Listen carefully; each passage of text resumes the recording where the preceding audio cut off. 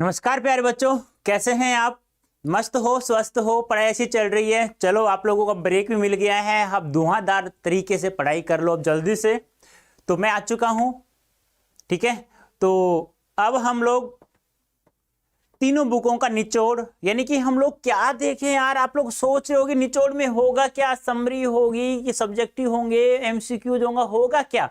अब मैं इसमें समझा देता हूं क्या क्या होगा और क्या क्या नहीं होगा। देखो, तीनों बुकें तो आप लोगों को दिख रही हैं। वितान है, आरोह है और अभिव्यक्ति और माध्यम है। तीनों बुक हैं हमारे पास, कोई दिक्कत नहीं है। अब यहां से हम लोग क्या करने वाले हैं, क्या नहीं करेंगे, वो हम लोग चर्चा करेंगे बाद में। लेकिन उससे पहले पहले आप लोग सभी आ जाइए। उसके बाद मैं आप लोगों को एक बहुत ही महत्वपूर्ण न्यूज बताने वाला हूं, जिससे कि आप लोग, कुछ बच्चे सोच रहे थे क्या होगा क्या नहीं होगा, वो बाद में बताऊंगा थोड़ा सा। लेकिन सबसे पहले आप लोग पहले लाइव आ जाइए, सेशन से जुड़ जाइए, क्योंकि अभी बच्चे बहुत कम हैं। क्योंकि 500 प्लस बच्चे थे ना, वो गए कहाँ, जल्दी से उनको बुला लाओ। फिर उसके बाद हम लोग शुरुआत करते हैं प्यारे बच्चों, ठीक है। हाँ, तो जल्दी से आ जाइए आप लोग सभी, एक बार सेशन से जुड़ जाइए। हाँ, ठीक है ठीक है, आ जाइए सभी पहले एक बार, फिर हम लोग शुरुआत करते हैं प्यारे बच्चों।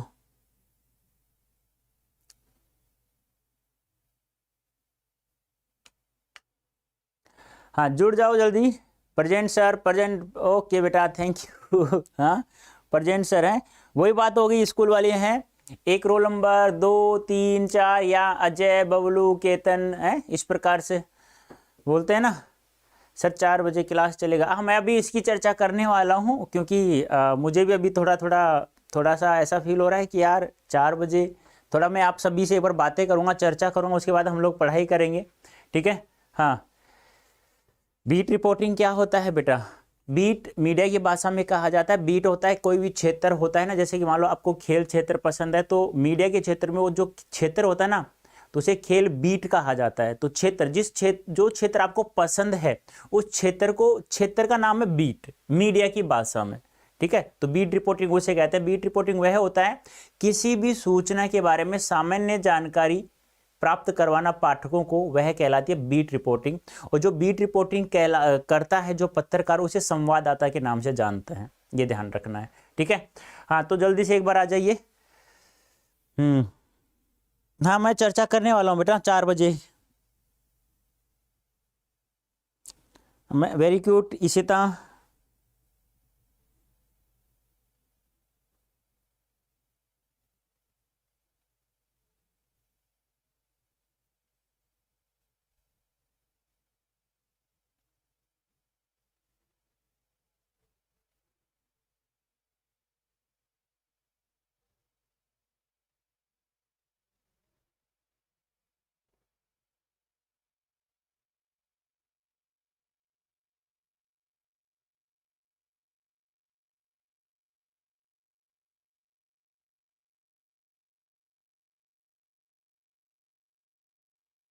एक बार मैं आप सभी से पूछूंगा, उसके बाद मैं बताऊंगा आप लोगों को, ठीक है। चिंता मत करो आप लोग। हाँ, बातें करते हैं बेटा, बातें करते हैं, ठीक है। 7:30 पर नहीं है बेटा। जल्दी से एक बार जुड़ो यार, ऐसे मजा नहीं आएगा सेशन से। 500 प्लस बच्चे थे ना, सभी आ जाओ एक बार।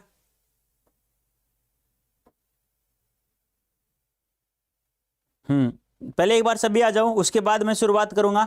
और देखो, ये जितने बच्चे सेशन से जुड़ रहे हैं ना, ये अभी लाइक नहीं है, क्यों नहीं है वो भी मुझे बताओ एक बार आप लोग सभी।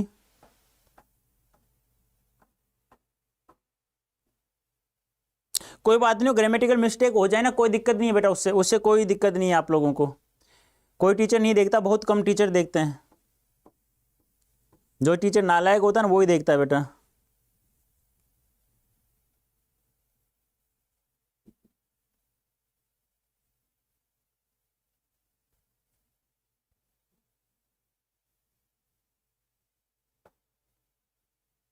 लेटर नहीं आएगा, बता तो दिया भाई।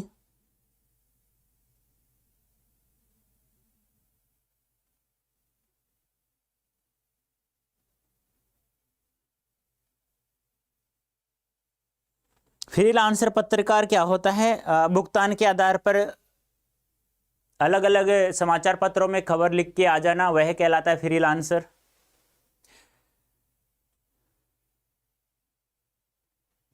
तो क्या दिक्कत है भाई, तो फटाफट पढ़ लो ना, वो 7:45 पे है।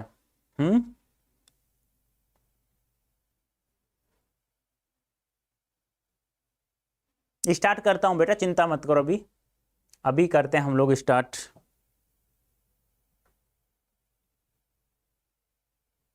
साक्षी कह रही है कितने बजे तक क्लास चलेगा? बेटा अभी स्टार्ट ही नहीं किया है।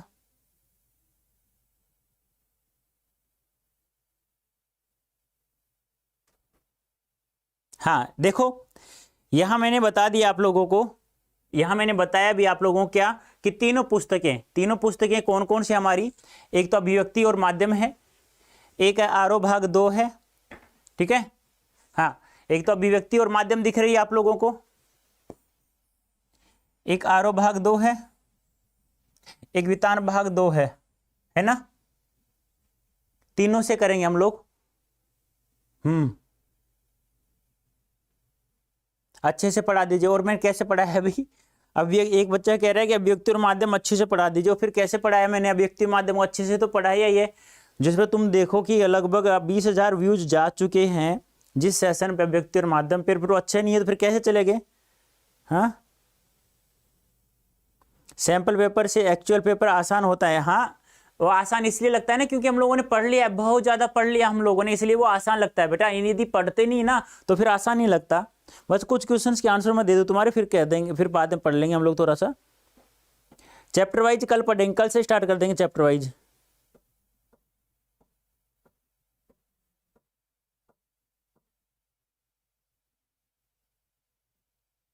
ज्यादा स्पेलिंग मिस्टेक कोई दिक्कत नहीं है, 2-4 कर देना, ज्यादा दिक्कत नहीं आएगी।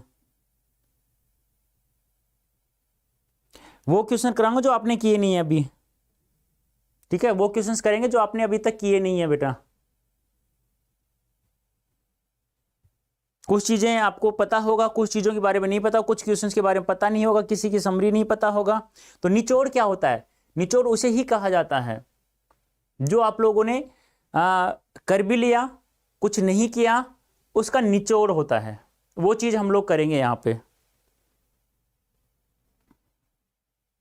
चलो करें शुरुआत, चलो बेटा कर लेते हैं।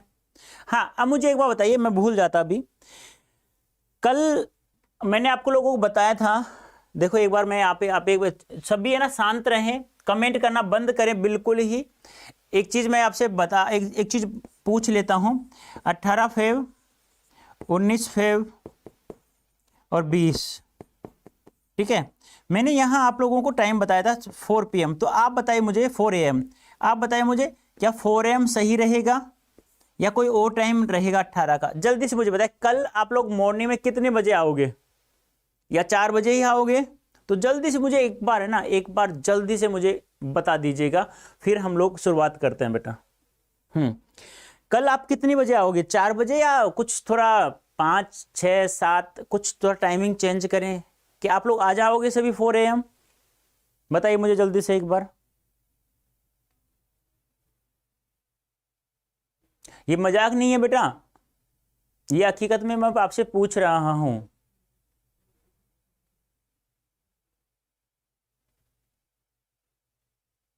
पांच चार, 5-4,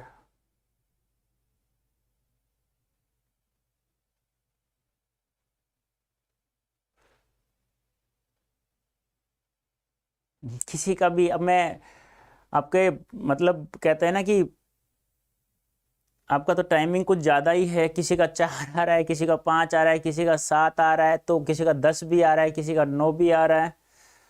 तो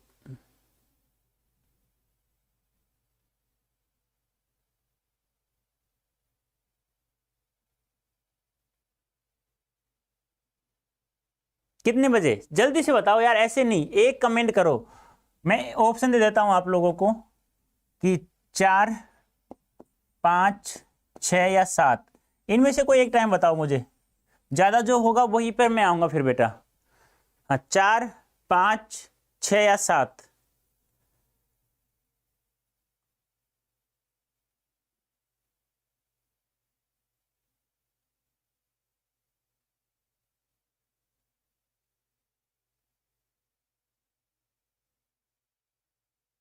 अरे हाँ, ये बात तो सही है।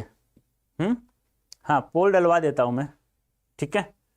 ये बात अच्छा एक बार मुझे दिमाग में डाल दिया आप लोगों ने। 1 मिनट रुक जाओ। हाँ,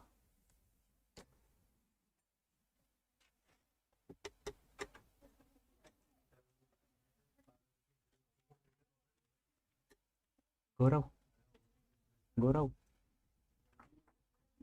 गौरव,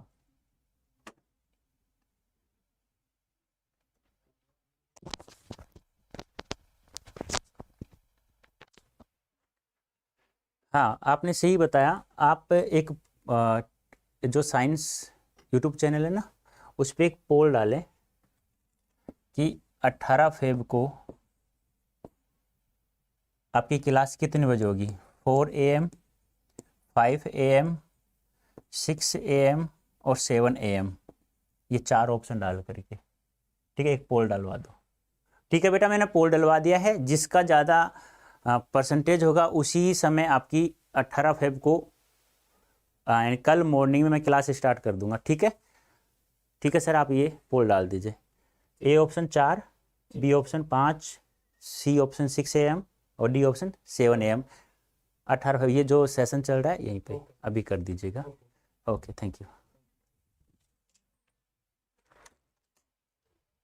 चलो बेटा, ये बात सही है, दिमाग में आपने अच्छे से डाली। ठीक है, चलो करें शुरुआत। चलो बेटा, देखो प्यारे बच्चों, आज हम लोग क्या करेंगे, हम लोग करेंगे इन तीनों बुकों से कुछ महत्वपूर्ण क्वेश्चंस मैं लेकर आया हूं, जिसके बारे में मैं अलग से मौखिक रूप से बहुत कुछ बताऊंगा। उसका समरी भी मैं शायद मेरे कहते हैं ना कि एक टीचर में खुजली होती है कि जितना बच्चों को बताओ उतना बताते चले जाओ, वो भी मैं तुम्हें बताऊंगा साथ में। और क्वेश्चंस भी हम लोग हल करेंगे जिसमें सब्जेक्टिव भी होंगे बहुत सारे, क्योंकि सब्जेक्टिव क्वेश्चन आरो भाग 2 पुस्तक, ये जो पुस्तक है ना आरो भाग 2, इससे सब्जेक्टिव क्वेश्चन बहुत सारे आएंगे, इससे सब्जेक्टिव क्वेश्चन पूछे जाएंगे। तो इसके सब्जेक्टिव क्वेश्चन हल करेंगे हम बहुत सारे। यहां से भी सब्जेक्टिव आएंगे, यहां से एमसीक्यूज भी आएंगे, यहां से केवल एमसीक्यूज आएंगे। तो वितान के तो केवल मैंने एमसीक्यूज क्वेश्चंस लिए हैं और आरो भाग से मैंने ज्यादा सब्जेक्टिव क्वेश्चंस लिए हैं, और अभिव्यक्ति माध्यम से सब्जेक्टिव भी है और एमसीक्यूज भी है। इसीलिए मैंने कहा कि निचोड़ जो महत्वपूर्ण क्वेश्चन है, प्लस में मैंने इसमें जोड़ा है पीवाईक्यू। क्या जोड़ा है? पीवाईक्यूज भी जोड़े हैं, यानी कि प्रीवियस ईयर्स क्वेश्चंस को भी जोड़ा है, चाहे वो सब्जेक्टिव हो आपका, चाहे वो एमसीक्यूज हो आपका, वो भी मैंने इसमें जोड़ दिया है। ठीक है प्यारे बच्चों, तो ध्यान रखना है आप लोगों को। चलो चलते हैं हम लोग। पहला क्वेश्चन आ रहा है हमारा, कहां से आ रहा है? बाजार दर्शन से आ रहा है। क्या कह रहा है कि बाजार का जादू चढ़ने और उतरने पर मनुष्य पर क्या असर पड़ता है, यानी कि बाजार का जादू चढ़ने व उतरने पर क्या असर पड़ता है। जब बाजार का जादू चढ़ता है तो हम अनावश्यक चीजों को खरीद लाते हैं, बाजार का जादू चढ़ता है तो हम अनावश्यक चीजें खरीद लाते हैं, और फिर बाद में हम लोग ईर्ष्या घृणा आदि में क्या फंस जाते हैं। और जब उतरता है तो हमें बहुत ज्यादा दुख होता है, इतना ईर्ष्या आ जाती है, इतनी घृणा आ जाती है हमारे अंदर, क्योंकि वह वस्तु खराब हो जाती है और हम उसका बाद में प्रयोग नहीं कर सकते हैं, जिससे वह वस्तु कॉस्टली भी हो जाती है, महंगी भी हो जाती है और लोगों को प्राप्त भी नहीं हो पाती है। तो देख लीजिएगा, बाजार का जादू चढ़ने पर मनुष्य उसके आकर्षण में फंसकर अनावश्यक और अनुपयोगी चीजों को खरीदता जाता है। साथ ही वह सोचता है कि बाजार में बहुत कुछ और उसके पास बहुत कम चीजें हैं, यानी बाजार में तो बहुत कुछ है लेकिन उसके पास बहुत कम चीजें हैं, जिसके कारण से वह बहुत सारी अनावश्यक चीजें खरीद लाता है। परंतु जब बाजार का जादू उतर जाता है तब वह समझता है कि उसके द्वारा बहुतायत में खरीदी गई फैंसी वस्तुओं से आराम बढ़ने के बजाय उसे असुविधा में डालने वाली लगती हैं, तो उनका मन असंतोष घृणा से भर जाता है। लेखक के अनुसार बाजार तब जाना चाहिए जब मन खाली न हो, और जब मन खाली हो तो बाजार नहीं जाना चाहिए। लेखक कह रहा है कि बाजार के जादू से बचना है आप लोगों को, यदि बाजार का सदुपयोग करना है आप लोगों को, जब मन खाली नहीं हो तब बाजार जाना चाहिए, और जब मन खाली हो तो बाजार नहीं जाना चाहिए, क्योंकि हम लोग फिर अनावश्यक चीजें खरीद लाते हैं। नेक्स्ट है, बाजार में भगत जी के व्यक्तित्व का कौन सा सशक्त पहलू उभर कर आता है? क्या आपकी नजर में उनका आचरण समाज में शांति स्थापित करने में मददगार हो सकता है? बात तो सही है, क्योंकि एक सशक्त पहलू क्या है कि वो बाजार के जादू में नहीं फंसते हैं, वो बाजार का उपयोग सदुपयोग अच्छी तरह से करते हैं। उनको पता है, उनका मन खाली नहीं है, उनको पता है कि मुझे काला जीरा नमक लेना है, वो पंसारी की दुकान से लेते हैं और वहां से लेकर के तुरंत चले आते हैं, जिससे वो बाजार की जो चकाचौंध है वो वैसे की वैसे रह जाती है। भगत जी बाजार में आंखें खोलकर चलते हैं, लेकिन वे बाजार की चकाचौंध देखकर भौचक्के नहीं होते, उन पर बाजार का जादू नहीं चलता है। वे सहज भाव से संतुलित होकर सजे धजे बाजार को देखते हैं, परंतु उनके मन में किसी भी वस्तु के प्रति आकर्षण का भाव नहीं आता है, क्योंकि उनका मन खाली नहीं है, अर्थात उनके पास एक उद्देश्य है कि उन्हें बाजार से क्या लाना है। वे चौक बाजार की कोने की पंसारी की दुकान से काला नमक और जीरा उन्हें खरीदना है, तो वे पंसारी की दुकान पर रुककर जीरा और काला नमक खरीदते हैं। उनके लिए बाजार की उपयोगिता इतनी ही है। अब चांदनी चौक का सारा आकर्षण उनके लिए क्या है? व्यर्थ है, ठीक है, अर्थात अर्थहीन है। भगत जी के व्यक्तित्व का यह सशक्त पहलू समाज में शांति स्थापित करने में सहायक हो सकता है। यदि लोग अनावश्यक वस्तुओं को खरीदकर संग्रह न करें तो समाज में स्पर्धा नहीं बढ़ेगी, वस्तुओं का बनावटी अभाव नहीं होगा, चोर बाजारी रुकेगी, ग्राहकों का शोषण और ठगी नहीं होगी, महंगाई पर नियंत्रण होगा, परिणाम स्वरूप समाज में शांति बनी रहेगी। बात तो सही है। जिन लोगों ने ऐसा करना सीख लिया कि बाजार में यदि उपयोग उठाना है, बाजार का सार्थक उपयोग उठाना है, तो हमारा मन खाली नहीं हो तो हमें बाजार जाना चाहिए और हमारी उपयोगी के सामान ही खरीदना चाहिए। यदि हमें पता है ये सामान हमारे पास है तो हमें फालतू में वो खरीदना बिल्कुल भी नहीं चाहिए। नेक्स्ट है बाजार दर्शन से ही है, महत्वपूर्ण क्वेश्चन है, बहुत बार पूछा भी गया है। बाजारोपन से क्या तात्पर्य है? किस प्रकार के व्यक्ति बाजार को सार्थकता प्रदान करते हैं अथवा बाजार की सार्थकता किसमें है? देखो, बाजारोपन क्या होता है? जब किसी व्यक्ति को बाजार का सदुपयोग नहीं पता और वो बाजार से बहुत सारी अनावश्यक चीजें खरीद लाते तो बाजारोपन बढ़ा रहे हैं। या गरीब लोगों के बारे में कुछ देखो, इतना कुछ देखो, जैसे मान लो ये क्वेश्चन आपको आंसर इसका बड़ा लग रहा है तो जरूरी नहीं है ये पूरा का पूरा जोका त्यों आपको रटो। यहां से जो कुछ महत्वपूर्ण चीजें आपको लग रही है, अनावश्यक चीजें आप लोगों को लग रही है, उसको हटा करके यदि आप लोग इसे याद करके जाओगे तो ऐसा तो नहीं है कि आपको जोका त्यों आप लोग वहां लिख करके आओगे, ऐसा तो बिल्कुल भी नहीं हो सकता है। वही बात इसकी है। बाजारोपन का तात्पर्य है ऊपरी चमक दमक और कोरा दिखावा करके बाजार नामक संस्था या जगह को भ्रष्ट करना। बाजार का लक्ष्य मनुष्य की आवश्यकताओं की पूर्ति करना होता है। रुपये की क्रय शक्ति यानी परचेजिंग पावर का प्रदर्शन करके अनुपयोगी तथा अनावश्यक वस्तुओं को बहुतायत में खरीदने से बाजार के स्वरूप में जो विकार उत्पन्न होता है वही बाजारोपन है। जो व्यक्ति अपनी जरूरत के अनुसार सामान खरीदता है वही बाजार की सार्थकता है, क्योंकि बाजार की सार्थकता किसमें? आवश्यकता के अनुसार जो आवश्यकता है वही हम लोग सामान खरीदें। इस प्रकार के लोग बाजार की चमक दमक में न रहकर अपनी आवश्यकता की ही चीजें खरीदते हैं। इसी प्रकार दुकानदार भी ग्राहकों को उचित मूल्य पर उनकी आवश्यकता अनुसार ही चीजें बेचते हैं, उन्हें लोभ लालच में नहीं आने देते। ऐसे ही बाजार की सार्थकता है। कहने का तात्पर्य क्या है? कुछ भी हो, किसी भी प्रकार से हमें आवश्यकता के अनुसार ही सामान खरीदना चाहिए। नेक्स्ट, बाजार किसी का लिंग जाति धर्म क्षेत्र नहीं देखता, वह देखता है सिर्फ उसकी क्रय शक्ति को। इस रूप में वह एक प्रकार से सामाजिक समता की भी रचना कर रहा है। आप इससे कहां तक सहमत है? बात तो सही है। बाजार है ना, बाजारों में कोई व्यक्ति जाता है तो वह केवल क्या देखता है? उसकी क्रय शक्ति देखता है। क्या देखता है? क्रय शक्ति देखता है कि उसके पास उसकी औकात कितनी है, कितने पैसे वह खर्च कर सकता है, वह सब यह देखता है। तो कहने का तात्पर्य क्या है कि जब भी आप बाजार जाओ तो बाजार से आप लोग आवश्यक चीजें खरीद लाओ, जिससे कि आपको सार्थकता प्राप्त होगी और आप लोग बाजारोपन भी नहीं बढ़ाओगे। जिससे कि जैसे कि मान लो किसी दुकान में हम लोग गए और वहां से सामान खरीदा, हम लोग गरीब हैं, अब एक बच्चा भी साथ है, तो वो ज्यादा हम अपने ऊपर कहते हैं ना कि हावी भी होता है और हमारी देख रेख भी कम करता है। कहने का मतलब हमें सभ्य नहीं बोलता है। और कभी किसी कोई धनवान व्यक्ति आ जाता है, उसका बेटा या बेटी आ जाता है, तो वह कुछ ज़्यादा ही उसकी देख रेख भी करता है और उसे सामान भी कुछ अच्छा दिखाई देता है। तो जैसे कि मान लो ये सब चीज़ें हम लोग क्या करते हैं, इस प्रकार से हम लोग कह सकते हैं वह जाति धर्म लिंग आदि कुछ नहीं देखता है।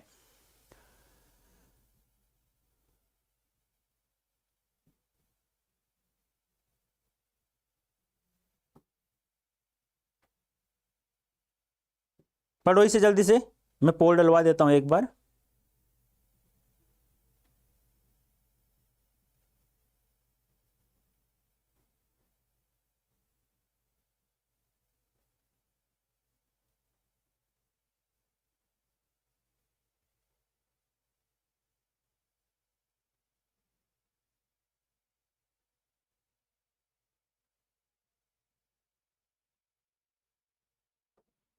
चलो पढ़ लिया होगा। नेक्स्ट है, लोगों ने लड़कों की टोली को मेंढक मंडली नाम किस आधार पर दिया? यह टोली अपने आप को इंद्र सेना कहकर क्यों बुलाती है? ये आ गया काले मेघा पानी दे। ध्यान रखना, काले मेघा पानी दे लिखा है धर्मवीर भारती जी ने। किसने लिखा है? धर्मवीर भारती जी ने लिखा है। और बाजार दर्शन लिखा है प्यारे बच्चों, एक निबंध है जो किसने लिखा है? जैनेन्द्र कुमार जी ने लिखा है। किसने लिखा है? जैनेन्द्र कुमार जी ने लिखा है। ठीक है। हाँ, तो लड़के अपने आप को इंद्र सेना क्यों कहते थे? क्योंकि वर्षा का जो भगवान होता है, वर्षा जब कोई करता है तो वो कौन है? इंद्र जी है। अब जीजी के अनुसार, किसके अनुसार? जीजी के अनुसार इंद्र सेना वर्षा का भगवान जिसे हम लोग कहते हैं, वर्षा का देवता जिसे हम लोग कहते हैं।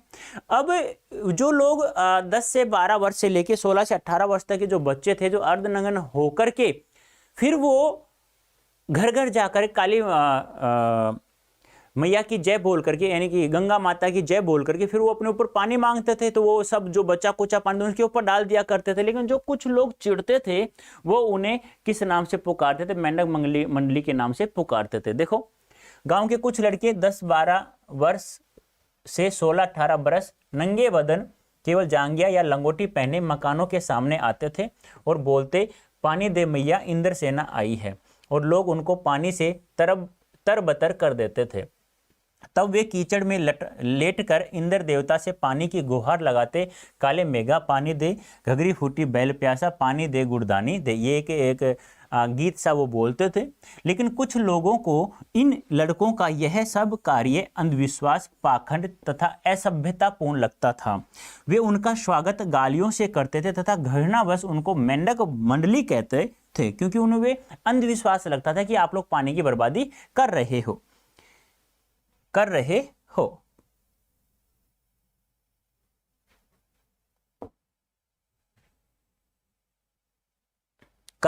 हो। लड़कों का यह दल बारिश के देवता इंद्र से पानी बरसाने की गुहार लगाता था।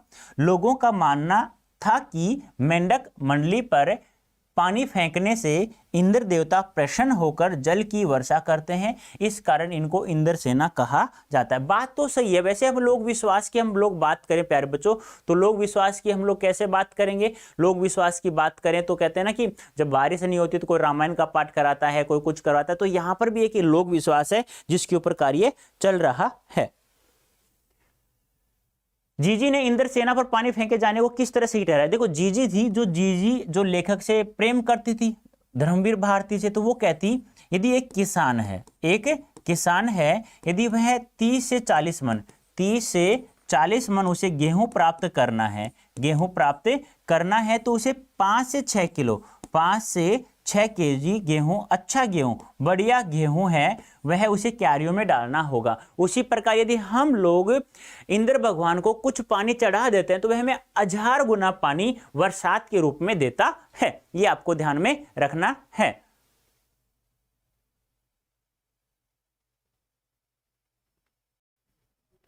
जीजी ने लेखक को बताया कि हमें कुछ पाने के लिए कुछ त्याग भी करना पड़ता है। किसान 30 से 40 मन गेहूं प्राप्त करने के लिए 5-6 किलो अच्छा गेहूं बीज के रूप में खेत में डालता है, तब उसे 30-40 मन गेहूं प्राप्त होता है। इसी प्रकार इंद्र भगवान से वर्षा का जल पाने के लिए थोड़ा सा पानी इंद्र सेना पर फेंकना एक प्रकार से पानी की बुआई करना ही है।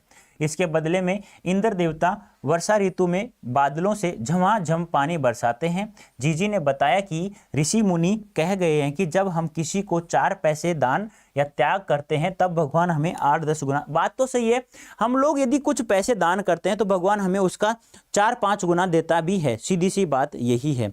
तो वही बात है, जीजी भी यही कह रही है, यदि किसान को 30-40 मन गेहूं प्राप्त करना है तो उसे 5-6 किलो गेहूं, अच्छा गेहूं क्यारियों में डालना पड़ता है। वही बात, हम लोग 4 पैसे किसी को उधार दे देंगे तो फिर हम लोग भगवान हमें 8 से 10 गुना पैसा उसका देता है। पानी दे गुड़धानी दे, मेघों से पानी के साथ साथ गुड़धानी की मांग क्यों की जा रही है, ये ध्यान रखना, ये बहुत ही अच्छा सवाल है, पूछा जा सकता है। इंद्र सेना एक साथ पुकारती है, काले मेघा पानी दे गुड़धानी दे। जल ही जीवन है, अर्थात जल को जीवन माना जाता है। पीने, नहाने, धोने, कृषि कार्य आदि के लिए पानी बहुत जरूरी है। गुड़धानी गुड़ तथा चना आदि से बनाया एक प्रकार का लड्डू है। गेहूं, गन्ना और चना खेत में उगाने के लिए वर्षा होना जरूरी है। यदि वर्षा नहीं होगी तो चना और गन्ना भी नहीं उगेंगे, अर्थात किसी भी फसल के लिए पानी जरूरी है। बिना गन्ने के गुड़ भी नहीं बनेगा और न बनेगी गुड़दानी। अतः लड़कों ने पानी दे गुड़दानी दे पुकार लगाकर पानी के साथ गुड़दानी की मांग की। कहने का तात्पर्य क्या है, आप कोई भी कार्य करो, नहाने का, कपड़े धोने का, कोई भी कार्य करो, बिना पानी के लिए जल जीवन संभव नहीं है। तो लेखक ने कहा गुड़ बनता है गन्ने से, गन्ने को उगाने के लिए हमें पानी की आवश्यकता पड़ेगी, इसलिए वो कहते हैं क्योंकि गुड़ और चने को मिलाकर के गुड़धानी बनाई जाती है। तो इसीलिए उन्होंने कहा है कि गुड़धानी है वो बनती है गुड़ और चने से, ठीक है। तो इसीलिए उन्होंने ये शब्द का प्रयोग किया है। सर 12 को CBSE, 20 को पेपर है 10 AM। हाँ बेटा है तो है, तो मैं तो वही तो कह रहा हूँ, वही तो बता रहा हूँ मैं आपको। हाँ बेटा 20 को पेपर है बेटा,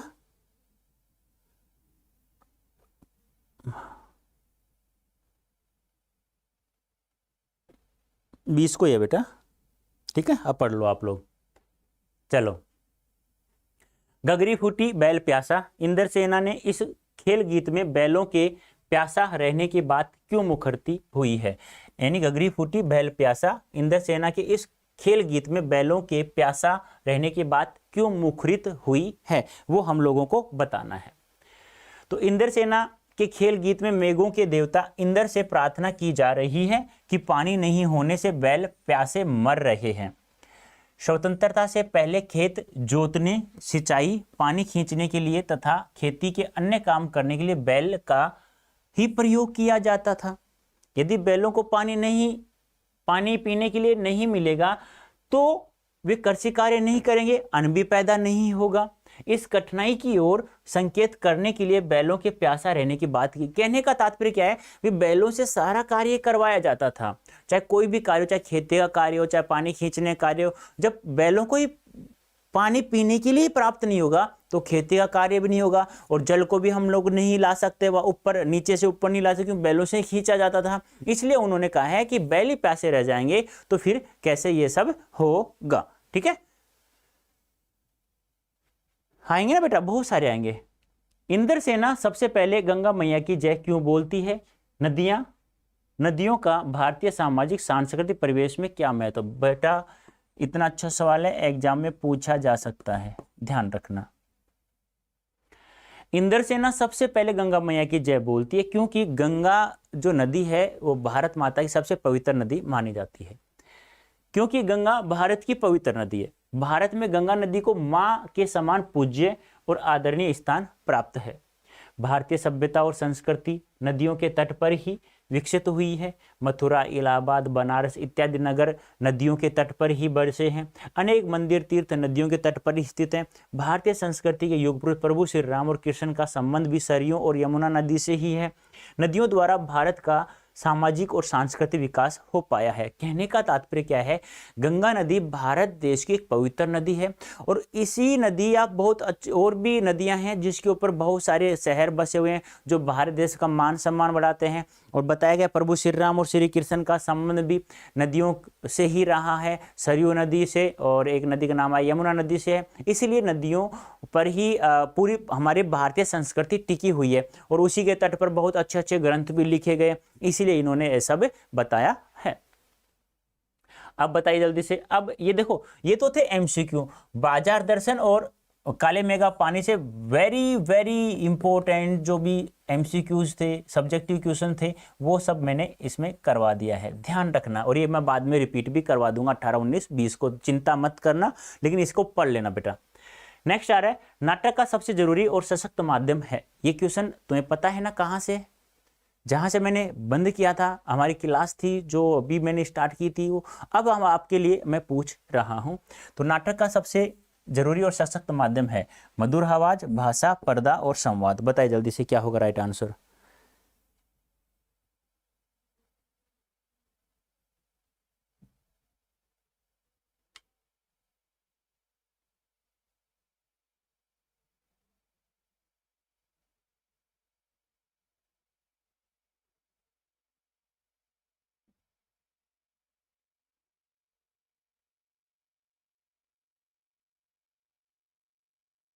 बताइए जल्दी से क्या होगा?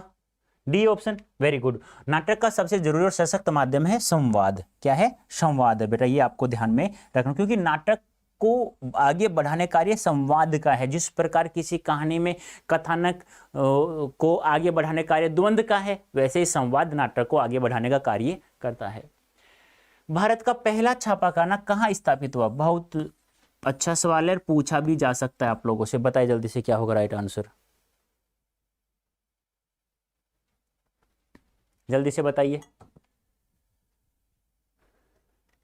हाँ, मैं बोल दूंगा, पीडीएफ मिल जाएगी बेटा।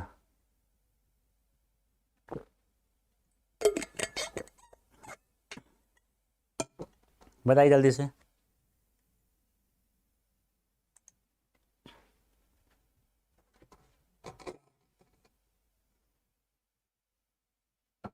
सी, वेरी गुड, गोवा में।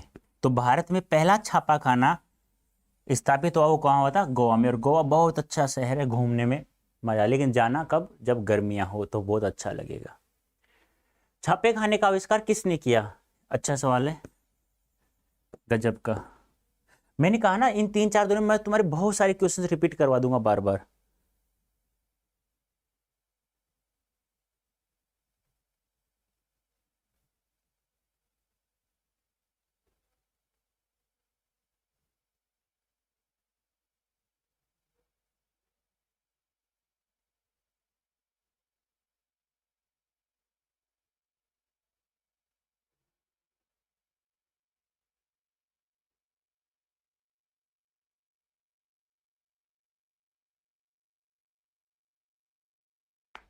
तो क्या हो जाएगा?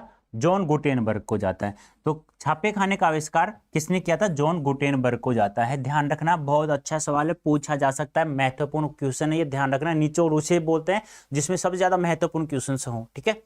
नेक्स्ट, भारत में इंटरनेट पत्रकारिता का प्रारंभ कब हुआ? अब इस सवाल को आप लोग क्या कहेंगे?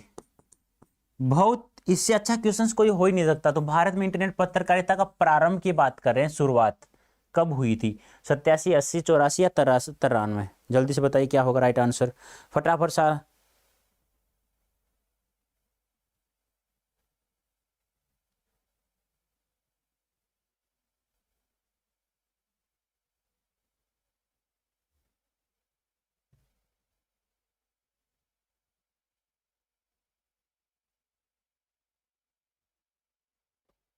बताइए जल्दी से।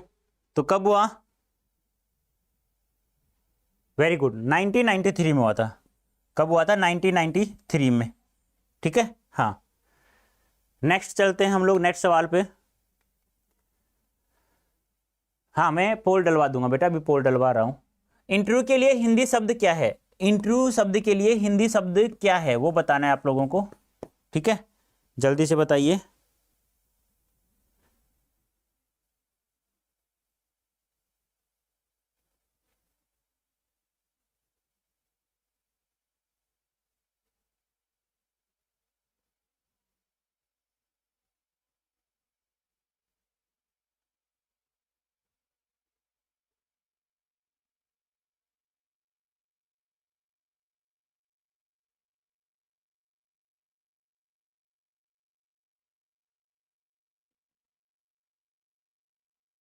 बताइए।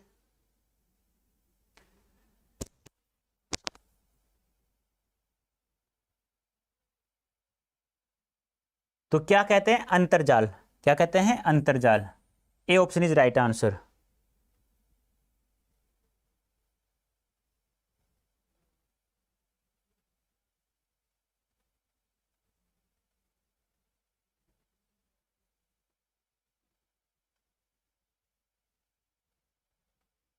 ठीक है, बताइए जल्दी से। हाँ, मैं बेटा पोल ही डलवा रहा हूँ यार, मैं भी बोल ही रहा हूँ बस।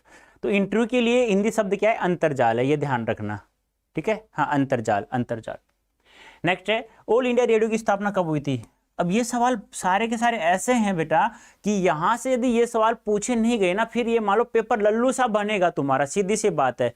ठीक है, हाँ, जल्दी से बताइए। हाँ, फास्ट चल रहा हूं बेटा।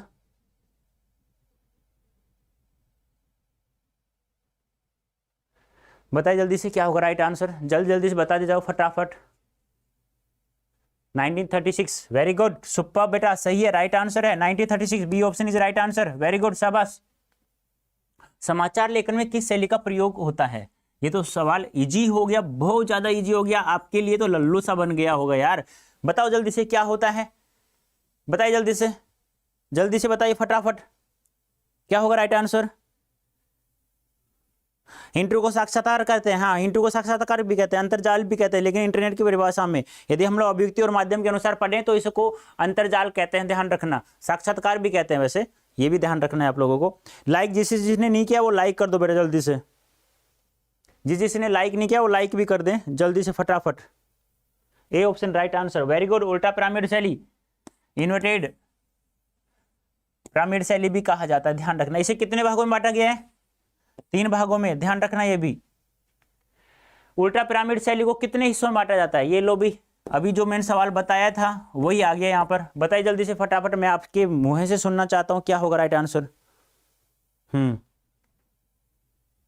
बताइए।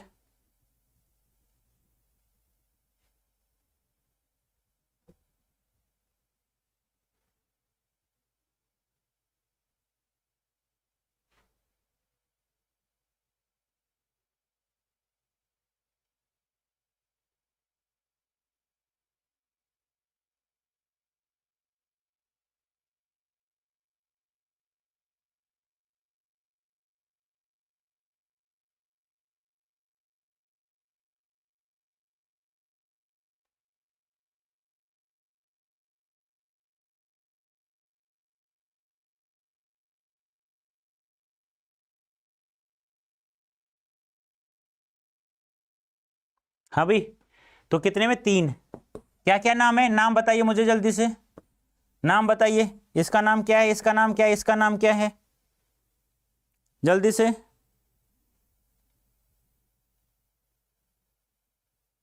जल्दी से नाम बताओ। हाँ, मैं तुम्हारा ही काम कर रहा हूँ यार, पोल लाने का काम कर रहा हूँ मैं भी, चिंता मत करो।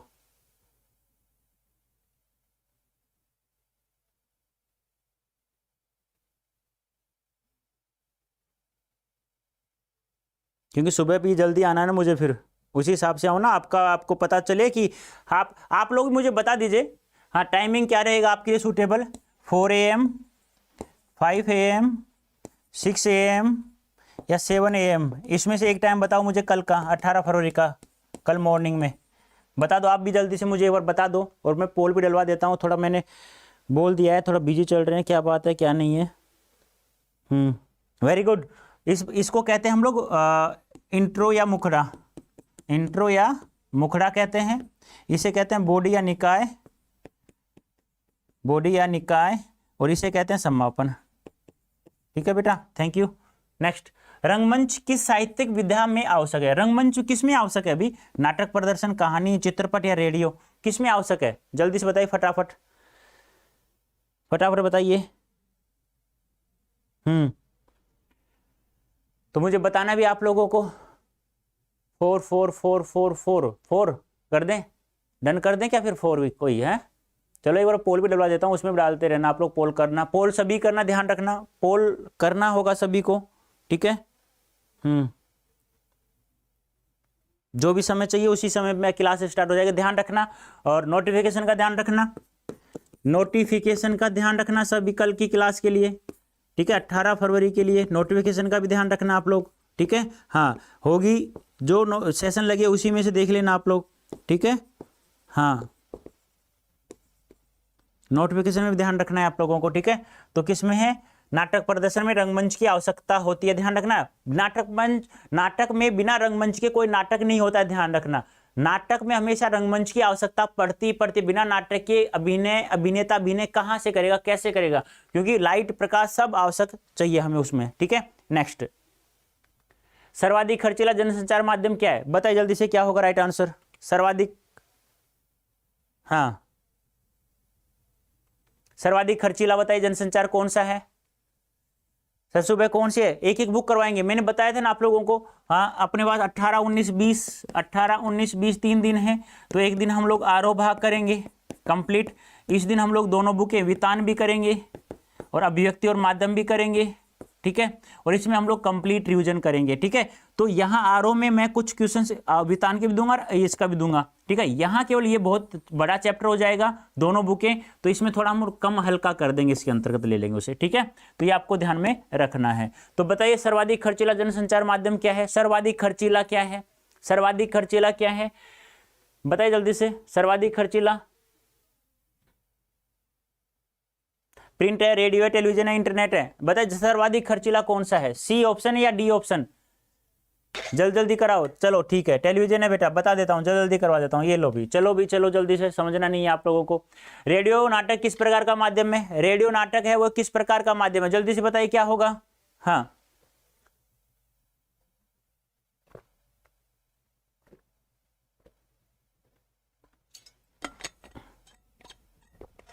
और जिन्होंने अभी तक सेशन को लाइक नहीं किया बेटा, लाइक कर दो यार, सबसे महत्वपूर्ण काम यही है। ये लो भी पोल डल गया है आपका, थैंक यू। हाँ ये लो भी पोल डल चुका है आप लोगों का, जल्दी से बताइए क्या बात है, पोल डल गया है आप लोगों का, ठीक है।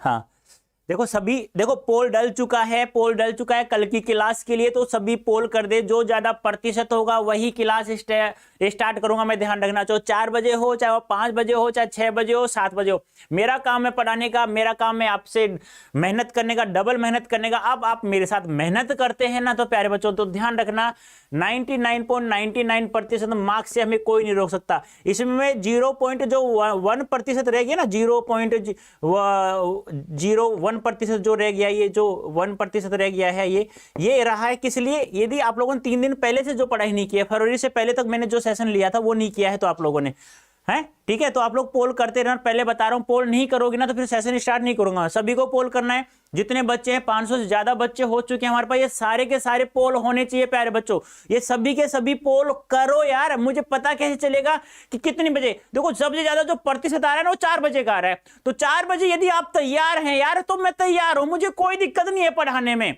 मैं बहुत ज्यादा एक्साइटेड हूं यार। मैं मतलब कहने का तात्पर्य क्या है, मेरे शरीर में ना, मुझे जब तक मैं पढ़ाता नहीं हूं ना, मेरे एक खुजली से चली रहती है, मुझे रोजाना पढ़ाना है आप लोगों को, इतना पढ़ाना है, इतना पढ़ाना है, ये गला बैठ चुका है, तुम्हें पता है ना, चिल्ला चिल्ला के, लेकिन फिर भी मैं चाहता हूं कि मैं आप लोगों को इतना पढ़ाऊं कि आप लोग 100% मार्क्स प्राप्त करें। फिर मेरे चेहरे पे खुशी जो आएगी ना, डबल मेहनत की खुशी आएगी ना, उसकी तो फिर वाह वाह हो जाएगी, ठीक है। तो कैसा है, श्रव्य माध्यम है। तो रेडियो नाटक किस प्रकार का माध्यम है, श्रव्य माध्यम बेटो। थैंक यू सो मच आप सभी का, आप लोगों ने लाइक कर दो, जो बच्चे अभी तक लाइक नहीं किया वो लाइक भी कर दो, लाइव को और बढ़ा दो यार, ये डबल कर दो। देखो 500 प्लस तो हम लोगों ने पढ़ाया था 2:30 बजे, अभी 500 से और भी ज्यादा होने चाहिए, ऐसे नहीं है कि 500 से ऊपर तो जा चुका है, लेकिन ये और भी ज्यादा जाना चाहिए। चले जाएंगे तो फिर और डबल मेहनत करूंगा कल 4 बजे, ध्यान रखना, ठीक है। नेक्स्ट, कहानी का केंद्र बिंदु, इतना अच्छा सवाल है, जितना मैं इसे मोस्ट लिखूं ना, जितना मैं आप लोगों को अच्छा कहूं ना, उससे भी ज्यादा अच्छा है, ये ध्यान रखना। तो बताइए जल्दी से बताइए क्या होगा राइट आंसर। क्या बात है, सुपर्ब, यानी कि सबसे ज्यादा 61% आ रहा है 4 AM। तो बेटा बच्चों तैयार रहना, कल 4 बजे मैं यहां उपलब्ध रहूंगा, ध्यान रखना क्लास में। आपको भी क्लास में रहना 4 बजे, ठीक है। हाँ, और पोल जिन्होंने नहीं किया वो पोल भी कर दें, फिर ये मत कहना सर हमें बताया नहीं था किसी ने भी, ठीक है। तो कहानी का केंद्र बिंदु क्या है? कथानक। मुझे बता सकता है? ध्यान रखना, क्वेश्चन सुनना। कथानक को आगे कौन बढ़ाता है? बताइए जल्दी, इसका आंसर मुझे दे दीजिए। इन देखो, कहानी का केंद्र बिंदु है, यह कहानी को आगे बढ़ाता है, लेकिन कथानक को आगे कौन बढ़ाता है? इसका सवाल मुझे कौन देगा? कथानक को आगे कौन बढ़ाता है? सभी ने पोल किया, किस किस ने पोल नहीं किया? जल्दी से आंसर भी दो और पोल भी करो जल्दी से। किस किस ने किया पहले वाले क्वेश्चन का आंसर? पहले वाले क्वेश्चन का आंसर सर्वे माध्यम है, रेडियो नाटक का माध्यम है। तो क्या हो गया? रेडियो नाटक। भाई रेडियो के द्वारा सुन रहे हैं हम लोग, सर्वे तो हो गया, दृश्य क्यों होगा बेटा? तो कथानक को आगे कौन बढ़ाता है? बताइए जल्दी से। अरे क्या बात है, सुपर्ब, सही है बेटा। द्वंद है जो कथानक को आगे बढ़ाने का कार्य करता है। ध्यान रखना, द्वंद है वह कथानक को आगे बढ़ाने का कार्य करता है, और कहानी का केंद्र बिंदु कथानक होता है, और कथानक ही कहानी को आगे बढ़ाता है। लेकिन कथानक को आगे बढ़ाने का कार्य किसका है? द्वंद का है। यह ध्यान रखना, बहुत अच्छा सवाल है। यदि पूछ लिया जाता है ना तो लगभग बच्चे क्या करते हैं, इस क्वेश्चन में गलती कर बैठते हैं प्यारे बच्चों, ठीक है। और आपको गलती नहीं करनी है। मीडिया की भाषा में बीट का अर्थ है, आ गया ना। एक बच्चे ने पूछा था कि सर बीट क्या है, अभी मैंने जैसे क्लास स्टार्ट की थी तब पूछा था उसने, ठीक है। तो ये बताइए जल्दी से, तो बीट क्या है? बीट का अर्थ बताना है, और तो मैंने बताया भी था उसे, मैंने उसे बताया भी था, तो आप लोग बता दीजिए जल्दी से।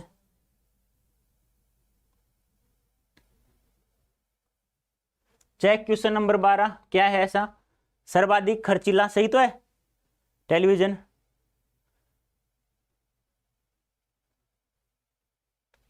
नेक्स्ट।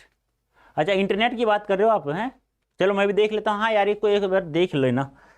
सर्वाधिक खर्चीला इंटरनेट, हाँ इसको एक बार आप भी देख लेना, मैं भी देखूंगा। बुक के अनुसार देखेंगे हम लोग, अभिव्यक्ति और माध्यम के अनुसार देखेंगे इसका, और आप लोग इसको देख करके मुझे कमेंट बॉक्स भी करेंगे,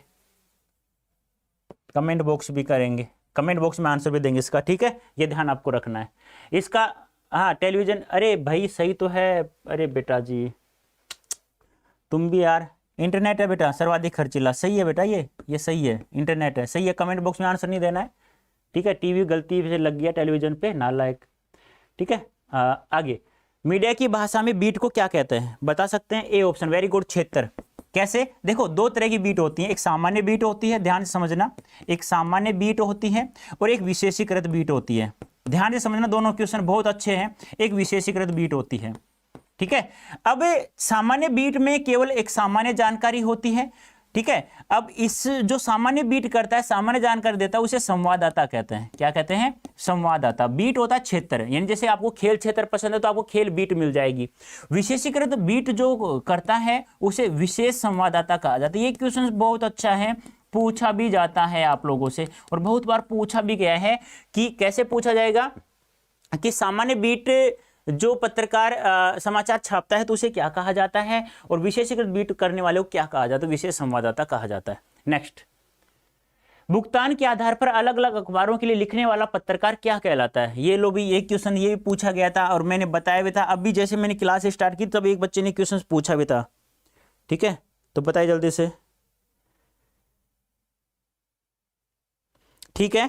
डन हो चुका है आप लोगों के लिए, डन हो चुका है। कल जो क्लास होगी वो होगी 18 फेब को, होगी 4 बजे 4 AM, ठीक है। उसमें 59% बच्चे ने वोट दिया है, तो 59 बहुत होता है यार, इसका मतलब आप सभी पढ़ने वाले हो। ऐसा नहीं होना चाहिए, ऐसा नहीं होना चाहिए कि यहां तो तुमने वोट कर दिया है और वहां 4 बजे कभी मैं आ जाऊं और एक और कुछ बच्चे रहें। ये जितने बच्चे ना, ये 600 प्लस बच्चे जा रहे हैं ना, ये 600 से डबल होने चाहिए कल, तो मुझे मजा आएगा। और मजा डबल कब होंगे? जब आप लोग लिंक को, है ना, लिंक को व्हाट्सएप स्टेटस पर लगा देंगे।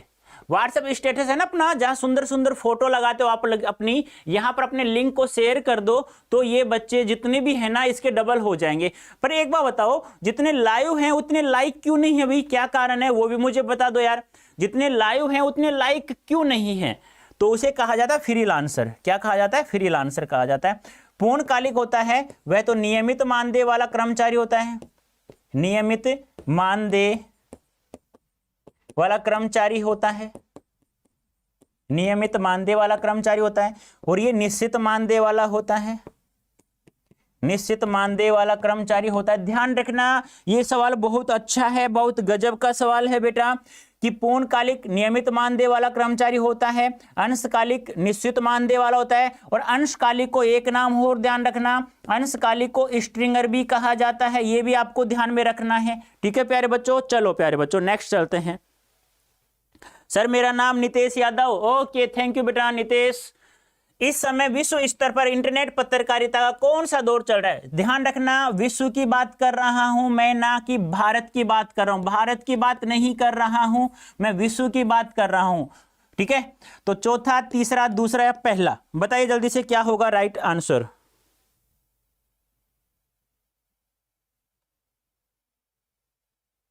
बताइए जल्दी से।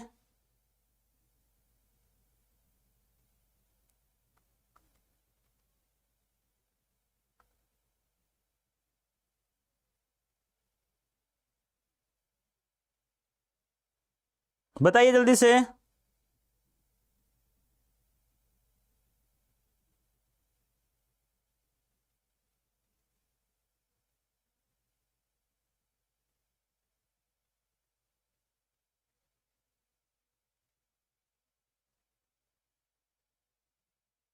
क्या हुआ भाई?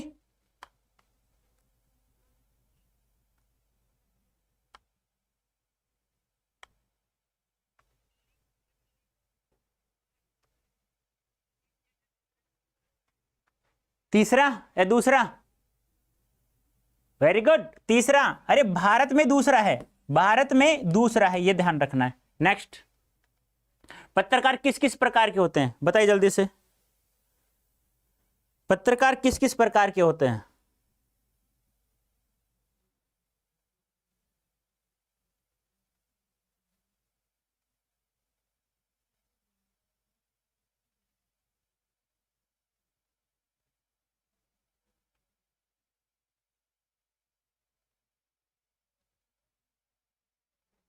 बताइए जल्दी से, जल्दी जल्दी कराऊं? अरे भाई जल्दी जल्दी तो करवा रहा हूं, डी ऑप्शन वेरी गुड, सही है। अब आपसे मैं पूछता हूं, इन तीनों में से तीन तरह के पत्रकार होते हैं, आपसे पूछ लिया जाए सामान्यतः सामान्यतः समाचार कौन लिखता है? कौन लिखता है? इसका आंसर दो मुझे। सामान्यतः इन तीनों पत्रकारों में सामान्यतः समाचार कौन सा पत्रकार लिखता है? कौन सा पत्रकार, कौन सा पत्रकार लिखता है? बताइए जल्दी से, जल्दी से बताइए कौन सा पत्रकार लिखता है? हैं? कौन सा पत्रकार लिखता है? फटाफट बताइए जल्दी से, कौन सा पत्रकार लिखता है भाई? हैं? कौन सा पत्रकार लिखता है? जल्दी से बताओ कौन सा पत्रकार लिखता है? ए और सी, वेरी गुड वेरी गुड। पूर्णकालिक और अंशकालिक लिखते हैं दोनों, ध्यान रखना, सामान्यतः पत्रकार लिखते हैं पूर्णकालिक और अंशकालिक।